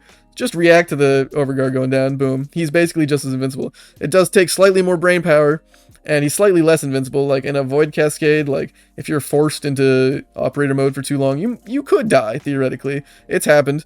I've tried it, and it can kill you because you run out of stacks and you literally can't go back to your frame. That's the only time it, like, if you literally can't go back to your frame and you just die in the background, yeah, okay. Revenant doesn't really have that problem, and he's just like invincible. But yeah, they're sort of the same in that regard, where this one gets a bigger roar and is less survivable. This one's more survivable, gets a smaller roar. But also he gets a stomp. Stomp is actually pretty decent for crowd control. Although it's pretty niche, but it has its uses. Sometimes you're trying to defend a thing like EDA with the mirror defense, or you're trying to defend excavators in a circuit or something, and Stomp helps. Stomp is a helpful ability. And another reason why I think you shouldn't subsume it off for like Iron Charge bullshit. Ironclad Charge. But anyway, Rhino is just really good. Basically invincible, extremely good weapons platform. He's not like really fast, but I mean anyone can solve that with like by equipping the Praetos and Amalgam Barrel Fusion, or like the Rack to Dark Dagger and slide attacking. He's really, really good. And also he has a niche in ESO. He's the frame I use for leeching EXP in ESO. No one gets mad at me when I bring Rhino along, because I can give them roars and nourishes and stomps if they need it. And I've yet to have anyone yell at me for leeching, unlike with the Trinity or what's his name, Limbo, which is the frames I used to use for ESO leeching. ESO leeching is not amoral, okay? All right, everyone can ESO leech. All right. That does it for Rhino. Rhino's a very good frame. Next up is Saren. Saren's also a really fucking good frame. I definitely use Saren a good amount. She's not quite as good as she took a hit from the nerf to armor values, because she was already full stripping with her corrosive build, and she's ability damage. So if you're full stripping and dealing ability damage, then all of a sudden enemies are tankier. That's unfortunate. But I maintain that she's the highest like sustained kill per minute AoE nuker in the game. It's more of an AoE melter really, because it's more like overtime. She just spreads these fucking toxin spores that delete everyone, corrosive, and she spams viral with miasma to make it spread more. And I have a whole video on like why I think you should probably just play her as like an ability nuker and spreading spores and all that. That being said, I've come around a little bit on my opinion with her for that, because she also happens to be like one of the top 2 like weapon platforms in the game, like along with Mirage, and I don't know, there's some other ones in there with like Lavos and such, but she's one of the best weapon platforms, because Toxic Clash is really, really good actually. There's a lot of things that are very, very good about Toxic Clash, and when you combine that with like really strong weapons and like her ability to just spore people to get all their corrosive off, and even more, I mean, you usually want, if you're using a weapons platform, you can usually helmet off miasma, but you can use that too for free viral. And she does wind up being like the strongest weapon platform, pretty much one of the best. The toxin dots are huge for Toxic Clash, and she can get like synergies that allow her to multiply that. So she is good as a weapon platform. My whole argument back in that vid was just that like, yeah, but these are like inferior to just nuking people from really far away, because I mean, sure, I can kill enemies really well if they're in front of me, or I can kill them from really far away and have them not even get to me, which is just better than using weapons. That being said, if you think about it, there's really no like game mode we have right now that really emphasizes like sustained kills per minute. Like if you use her in survival and get a really high KPM number, cool, but it doesn't fucking matter. You probably would have got more loot just by picking Nekros, you know, and bringing like Nova in, bringing them to you and nuking them, you know. So there's, until the devs create like a survival game mode that like, instead of it's a timer, it goes off of like a number of kills, then she'll be like really, really good. But for now, she's not that amazing. I still put her up here because she has a lot of really good use cases and she's really comfy.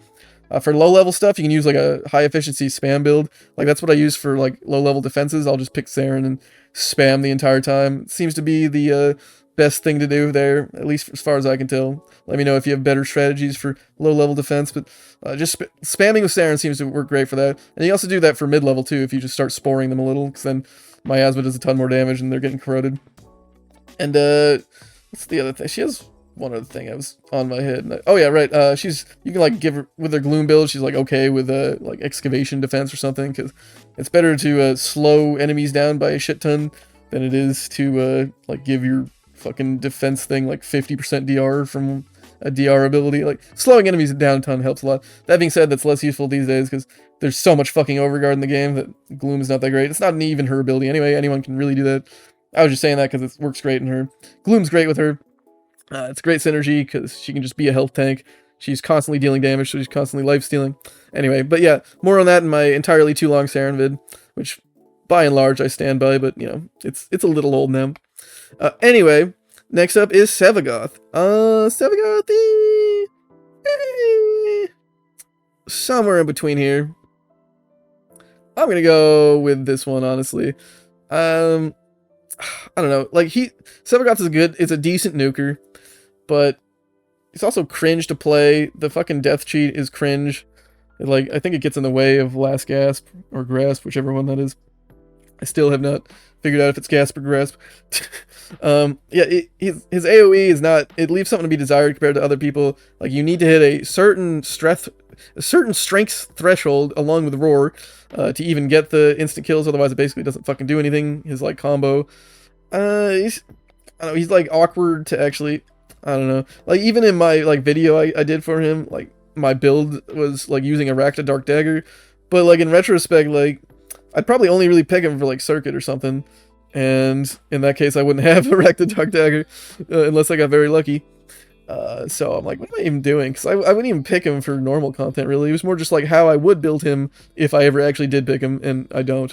So, I mean, he's strong-ish, you know, his nukes are reasonably high range, they do destroy the shit out of everyone, percentage, 100% true damage nukes are pretty good, but that's kind of all he has going for him. it's really just that, and his shadow form is absolute ass.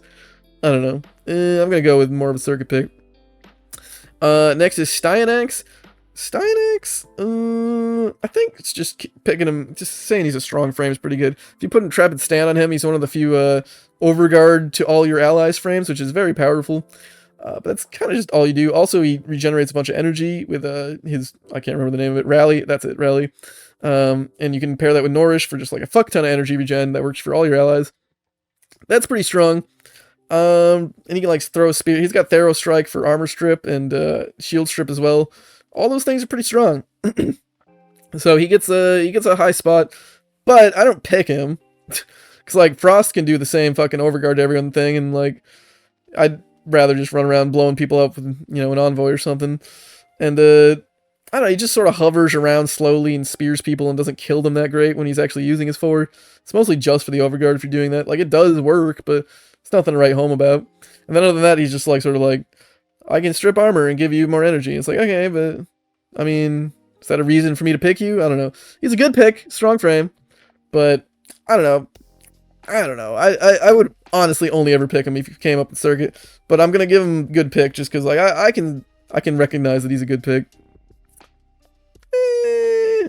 Okay, you know what? Fine, we'll keep him there. But just know that I'm comfortable moving him lower. If anything, I just like the nice symmetry. All right, next is Titania. Titania is a tough one to place because she is the fastest frame in the game, bar none. And obviously, in the game about just completing missions over and over as quickly as you can, that's got to be useful, right? That being said, I don't really pick her. I don't know, honestly. Like, I wouldn't pick her in Circuit or EDA because she's just too squishy, and you don't need her for any of that. The really only reason you'd use her is for like doing like a fast exterminate or something.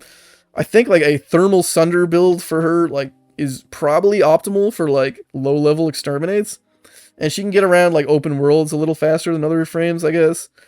But like, that's her exalted is really bad. Her whole offensive capabilities while she's in her 4 is very bad. It's outside of the melee influence bug, which just got patched. I didn't even bother using it because I knew it was going to get patched.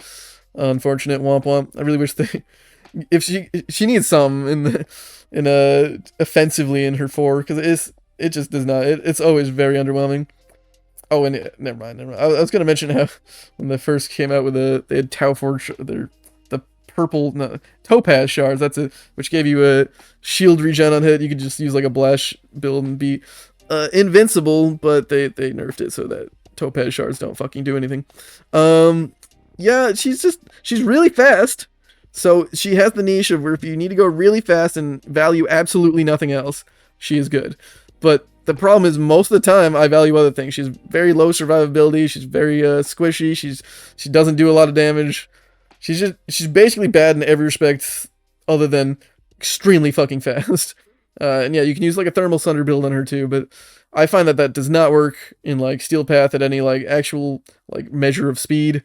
Whenever I see a Thermal Sunder Titania, I'm just blowing past them, killing enemies way faster than them. So it does not work for me. Maybe I'm missing something, but let me know your 6 Steel Path Titania build that I'm missing. But until then, she's just, low level shit, I guess. And there's, I don't know, niche use case. Which it is weird to say for the fastest fucking frame in the game, in a game where you want to go really fast, but I don't wind up using her really. I just really don't. Next is Trinity. Trinity got like a minor little rework / buff. She's pretty good. I probably would have placed her in the same place before that, though, honestly. She might honestly be like solid now, quite frankly, but I don't know. Again, this is another one where it's like, maybe I should have put a B- tier or something, something in between. But she has a armor strip with her link, which now can link to a lot more enemies. She also has energy on demand for her entire team, and it also stuns enemies on demand. She has entire shield and heal refresh for anyone in affinity range, which also gives a bunch of DR. And now she even has like fucking death cheat for everyone in her party, because her Well of Life actually does something now. If you're within the Well of Life radius, you won't fucking die. It has a cooldown on it, which is quite hefty, but I mean, that definitely helps. Death cheat is powerful. Although, it's only within a certain radius. There's a lot of conditions on it. I've never actually seen it be helpful, but it sounds theoretically helpful. I always thought she was kind of decent anyway, because she can armor strip, she can, she's got good stuff. It's just she's not really providing that much in the modern day. This one I'm struggling to place. I don't know. I mean, partially because honestly, much like Nyx, I didn't bother to fucking try her. the new changes to her. I've yet to give it a spin, but it's mostly just more duration and like a slightly longer link. It doesn't really change much. It's mostly just like quality of life stuff. I guess you can build less duration, be a little better that way. But I don't know. Well, I mean, technically she did have a build. She still does have a build where you can go very low duration, and she's really funny. Oh yeah, I guess also she has a interesting niche use case of when the EDAs have lowered duration abilities that actually kind of buffs her too. So you can give her a nuke duration build, and her 2 will just spam, and it does a lot of damage actually. But actually, it does less than it did before, because I think it used to be minus 75% ability duration. Now it's minus 50%. So like it's half as effective. But anyway, that's much ado about nothing. Where do I put? I'm still a little bit on the fence about this. I mean, yeah, before the rework, probably almost certainly here. Well, rework, little buffs. Afterwards, if it links a lot of enemies, that's what it comes out. I didn't actually test how many fucking people it links. If it's really good at linking a lot of different enemies, probably up here. That was like the main annoyance with her before. It would only link a couple enemies near you. They'd only get armor stripped, and like you'd have to like aim for the ones that got linked, so it would link other people. I don't know. But if that doesn't happen now as much, then I'm gonna keep her down here just for posterity's sake. They didn't give her much. Buffs. Alright, next up is Valkyr. Valkyr, this may come as a surprise to some of you, but Valkyr is rocketing to the very top of my fucking list. Valkyr is fucking good, guys.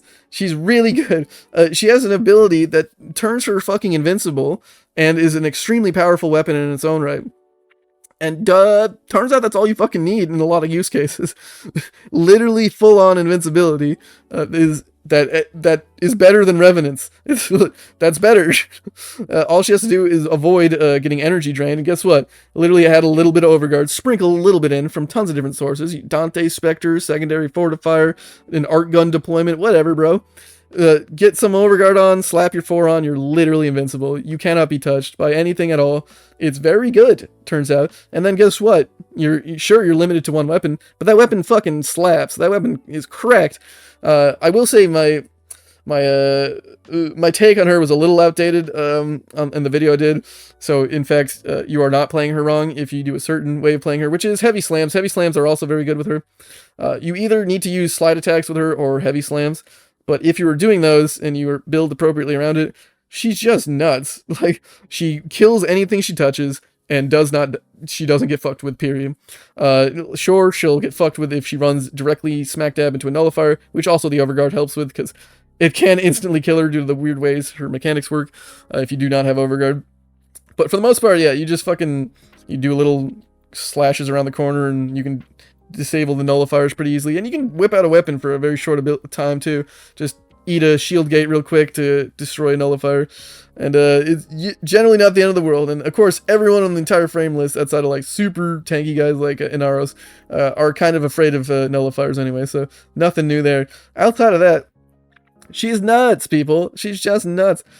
What more can you say about, like, literally 100% being invincible and just fucking people up with her claws? Like, sure, she doesn't have range when she's doing that, but, like, I mean, even if you wanted to, she has Hysterical Assault, which fucking closes the gaps if you want to, and is really funny. But I don't even use that, because she can just, bullet jump and Amalgam Barrel Diffusion around like everyone else. And she fucks. She's actually my #1 Void Cascade pick. Like, my Void Cascade build is Valkyr, because she moves around the map very fast with slide attacks, or she can just jump around too, like I was saying, with the Amalgam Barrel Diffusion, some parkour speed, Praetos perhaps if you'd like. And she can instantly kill the Thrax, just like Terrify, Heavy Slam, they're dead. You don't even have to Terrify half the time. And she does not die. Like, one of the main things you need to be worried about in Void Cascade is survivability, and like, nope, don't have to worry about that anymore. Excellent frame. In fact, yeah, I pick her for EDA now too. I force pick her. The only time I'm not super keen on her is when they have the powerless modifier that I kind of have to take, because then, like, she can't use her 4 to become invincible until you get 50 kills. But even then, I like tried it with like a Umbral build that like health tanks before you get there. Works fine. It's really good. She can defend things with like a helmet ability too. She's just a very good pick. She comes up in circuit, I snap pick her. Very good frame. I'm forcing her for ADA now. I find myself using Valkyrie more and more just because being invincible, instantly killing, she's great. She doesn't have to worry about shit. Alright, I've said my piece. Anyone who rates Valkyrie lower is smoking some. Alright, I mean, maybe not top, but you can, yeah. But I used to say, like, I give her minus points for being bad on console because you need to slide attack, but now you can just heavy slam. Heavy slam works great with the galvanized mods and the heavy slam buffs. Heavy slam's great. Alright, next up is Vauban. Probably Vauban. Vauban? Vauban? I don't know. Anyway, he's bad. Unfortunately, Vauban has been a victim of CC is not good enough for a long time now. And in fact, it would probably be a buff if his 4 required line of sight to pull in enemies, because they just get stuck on walls and shit. You try pulling them in, and they're just like hovering like in a ceiling, basically. I don't know, it's real awkward. But with more and more Overguard being introduced to the game, Vauban does less and less and less. The main thing he does is just CC people with his Vortex. Actually, I kind of forgot to mention how Valkyrie, her other abilities basically don't do anything. Her Warcry is good. But anyway, you don't need it for Heavy Slam. Anyway, Vauban, yeah, he gets like Flechette Orbs, and like he's got a bunch of different like weird little orbs, and he can pull people, or he can set up the Bastille thing. They reworked him slightly, so he's got a hold or tap version of his 4, which two different things. And the rework didn't help. If anything, he's been getting worse and worse because the Overguard's been getting more and more prevalent. CC's bad, and that's all he really does, basically. It's nothing more to say than that, honestly. All he does is pull people, and then that's about it. It's really, there's nothing more to say. I don't know. You can pull people. Maybe I'm missing something, like I said. Maybe there's, I think like Flechette Orb can kill people sometimes, but even then, like, who cares? Like, whatever, man. I'm gonna go with meh. Alright, next is Volt. I'm going to put him in strong frame, good pick. I don't actually pick him really, but he's got a lot of good use cases. You can pick him for Void Relics for speeding up you and the whole team, getting to extraction quicker, completing the mission faster. He's very versatile. His shields are good. You can use him for Eidolon hunts. I think he's still like the premier frame for Eidolon hunts. Like you can get like 2 Volts on your team and you'd be happy. He's obviously very fast. He's also pretty survivable. He can use his for the nuke. Actually, he's an ESO nuker to some degree. He's more of a supportive ESO nuker to be used with other frames, but he can help with that. He's a great circuit pick because he can just, with the capacitance augment, he can give everyone a bunch of shields. I think I just mentioned that. He's very good. He can shoot through his own shield, and all his allies can pick it up for defensive and also offensive capabilities. It's a bunch of good stuff. Volt is a strong frame. I do recommend playing him, but perhaps not over these ones. I don't know. Like, he's a good... I don't think he'd, like... He's good in synergy with other things. Like, you add, like, a Wukong and, like, a Volt together, that's really nice, because then Wukong's going flying. Let's go. But, like, as just, like, which frame am I picking? He's usually my starter pick, because, he can go faster than the other ones. But in the event that I do, I don't know why I said usually. I've only ever started 2 accounts once. But anyway, Volt's good. Yeah, Volt's good. He also has Shock Trooper, which can, a bunch of, like, Ember has fucking, a fire thing too, but that does not save her from the dumpster. And that's another thing that's going for him, I guess I should mention. Shock Trooper helps, add electricity damage to you and all your allies' weapons, which is cool. It's cool, it helps. But yeah, okay, he's good. But yeah, I don't really pick him. I said my piece. Varuna I don't have a good opinion on. I'm not gonna lie, I don't like playing Varuna. She feels way too squishy to me, which is weird because she's invisible. I acknowledge that she's good. Like, she can, like, sort of nuke people in a very large AoE. Slash got nerfed, though, so that's really bad for her 4. She can sort of do it anyway with her weird new augment for her 2. You can sort of just spam her 2, I think. I kind of forget how that works, but I remember it being kind of underwhelming, and they, like, bug fixed it anyway, so it's less good now, anyway. I think, yeah, there's, like, some builds that are, like, good for, I don't know. There's, like, some...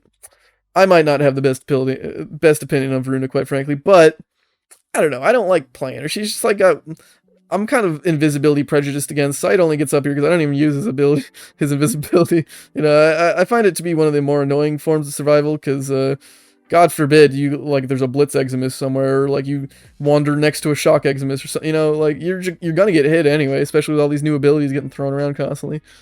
And it just feels bad to me. A lot of times I've wound up eating shit on Varuna, and a lot of people love her. And I mean, maybe if DE added the animation, so her 4 like actually made her go down to all 4s, I could rank her higher. But just for that reason alone, I can't put her in strong frame. I mean, clearly she has some good stuff going for her. Like, she has her own death cheat too if she wants to. She can select 4 different passives. Gives her parkour speed. Invisibility is real good. Like, all these things are real good. But in the end, like, I don't wind up picking her over other frames. She's fast. She's got offensive capability. She's got defensive. She's got sort of a whole package, kind of a lightning bruiser. But in the end, I prefer other picks that are not like so invisibility reliant and finicky and weird. Also, yeah, another thing I don't like about her is when she has her 4 active, she cannot use a helmet ability. I don't know why. Like, all her other abilities are usable, but like if you want to use Roar and her 4 together, well, it's kind of too bad because you're gonna have to like redo the fucking 4th ability. You're gonna have to like recast or like uncast her 4 and then recast Roar and then recast her 4, which will ruin your combo. Like her 10s, she has like a 10 stack that she tries to get with her 4, and that'll get ruined if you have to uncast and recast. For those reasons alone, I'm gonna keep her right here. But I acknowledge that she's pretty good. She could be higher in your own personal tier list. I get it. Next is Wisp. Wisp is a pretty good frame. She's definitely got the niche use case of defection. I definitely pick her every time for defection, just to heal and speed up my guys. Beyond that, she's definitely like a good support frame. I don't really pick her actively though. She lets you go faster, but not like so much faster that I would pick her over other frames when I'm trying to go fast. She's, her motes are helpful for healing you too and keeping your health pool higher, but health tanking is not my favorite form of survivability anyway. Her haste mode, in addition to making you faster, also makes you shoot faster, you and your allies. A lot of times that just is ammo depletion plus for me though. I don't know. usually you build your weapons around, you know, the fire rate you expect to have in the first place. So, like if I have an Incarnate, like I don't know, I feel like if I have the Incarnate Tord and I got a Wisp buff, and I'm like, why am I running out of ammo so fast? Like, oh right, because my fire rate's way higher than it should be. She can use like, I don't know, she's good. She has a bunch of invisibility. She has an invincibility on demand as well. I always find it a little funny when people like build her health tanky, because like she has on-demand invisibility and invincibility and can just very easily shield gate, and she has breach surge, which blinds the shit out of all enemies around her. Seems like an odd pick to me. I mean, I get it because like her haste, I mean whatever, vitality mode, like it sort of encourages you to build health tank, I guess, but in the end, it's the other parts of her kit seem like they encourage more otherwise, but that's more for a build video. Point is, she's definitely good frame. Breach surge is great ability, but it's also available on helmet, and other frames can use it at at full strength. And so she doesn't really have that going for her per se. Also, her 4 is ass. It's just like her helmet slot. So basically, she has motes and breach surge, and I guess sort of will-o-wisp, but that's also just used for on-demand invincibility. So it's basically motes and I guess breach surge and like one helmet slot. And is that good? Yeah, it's pretty good. Honestly, it's pretty good.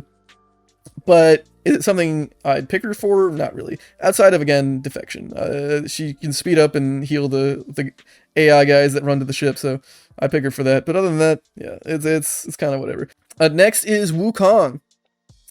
Wukong also just rocketing to the top of the tier list here. Wukong, extremely good frame. He did sustain some very hefty nerfs recently. He would have probably been in fucking Wukong tier if not, honestly. There was a whole strategy where I called it, well, most people called it Slam Kong, where you would just take the Archititron or Magistar or some other very good hammer, and you could just heavy slam with it and then cancel it with your Cloudwalker, your 2, which allowed you to move around very quickly, and then you could just slam from that again, and you would simply loop the 2. You would Cloudwalker, slam, Cloudwalker, slam, Cloudwalker, slam, and you'd move around in the Cloudwalker part and, kill enemies in the slam part, and you were basically invincible the whole time, and it was extremely, extremely powerful. However, they repeatedly nerfed this until it became impossible to do. Now, if you slam out of a Cloudwalker, you're basically put on cooldown from ever Cloudwalkering again for a little while, no matter what you do, from what I can tell, which is a bit of a bummer. However, you still can do like Cloudwalker slam, like roll another slam and then Cloudwalker out of that, which is almost as good, honestly. It's obviously not, okay, I shouldn't say it's almost as good, it's way slower, but at least like you get to pick whatever helmet ability you want, and guess what? Cloudwalker is a really fucking good ability. And guess what? Wukong having the ability to have just 3 passive death cheats just from the start of every mission is very good. And having the little clone guy is pretty cool too. Obviously, his exalted weapon leaves something to be desired. I only use that for circuit, but overall, extremely strong frame. Like if you just need to get something done fast and easy, Wukong's kind of your pick. Like Cloudwalker is a very fast ability and it's extremely controllable, and the death cheat and the natural tankiness of Wukong just allows him to basically play the game without having to care or worry about like anything. I wind up reaching for Wukong in like honestly like half my mission types. It is a little absurd how often I use Wukong, and that was pre-slam shit. Like I'm happy to just use like a dual Ichor or something with him too. Like you can just use a Tenet Envoy or something. You don't have to use the slam strat. And even now, it's still pretty decent just weaving him in. Because you get the Dispatch Overdrive as well, which speeds up Cloudwalker. It's another reason it synergizes with it. But he's just a very, very good frame, explain why. He's get the passive death cheat, he kills people, you don't have to worry much. He's extremely fast. Basically any game mode, well, not any game, but most game modes, he's a very good pick to bring along with. I'm very happy with him. So definitely near the top of the top tiers here. All right, next is Zaku. Zaku is pretty good, but I don't pick them very often. They have some things going for them. I enumerated them in my most recent Zaku vid. They have an armor and, well, everything strip, an armor and shield strip, a defense strip they call it, that you can set down in a deployable. They can set up 2 of those at a time, and it's a pretty long range, so you can basically lock down an area with like no defenses, which is pretty good. And the main other thing they have is they can get they can steal enemies' guns and use them as their own like auto turret, which is pretty powerful actually. When combined with the armor strip, you can just sort of sit there and have enemies run into your area and get mowed down the moment they get within range of your strip and guns, and that's pretty good. He isn't the most survivable. He gets a 75% dodge chance and resistance to AoE while he's in his 4, which is pretty good, but that's the only survivability he gets, so it's a little iffy. He's a good frame, definitely. I just, there's better, if I want to kill a bunch of enemies and I'm like actually picking a frame, then like I'll pick a different frame, you know? If I want to be really survivable, I'll pick a different frame. If I want to go really fast, so I just don't really pick him, but I acknowledge he's a very good frame. Oh shit, I kept saying he. I acknowledge they're a very good frame, but I don't know, they're just not one I would pick often, you know? They're a good pick, but not one that I actually pick. And a lot of it has to do with deployables, honestly. I'm kind of anti-deployable, because having to place the thing down constantly to keep... If you're on the move, you have to constantly keep recasting Gaze. And it's also annoying that it's one of like 3 abilities, and you have to like cycle it to the good ability at the start of every mission, because the good ability is not the default. I don't know. It's all kind of annoying. So he's got some annoyances. They've got some annoyances, but overall they're a fun frame, and they're pretty good. So yeah. That's that. Yareli is also a good frame, but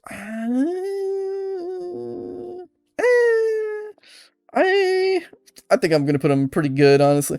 A lot of people, there's some Yareli lovers out there, and I get it. You know, 90% damage redirect, which is similar to Nez's, basically DR, but also works in Overguard. You get with the augment, you get like the hovering around you Marolina, so you don't have to K-drive, and it'll just shoot snares for you all the time.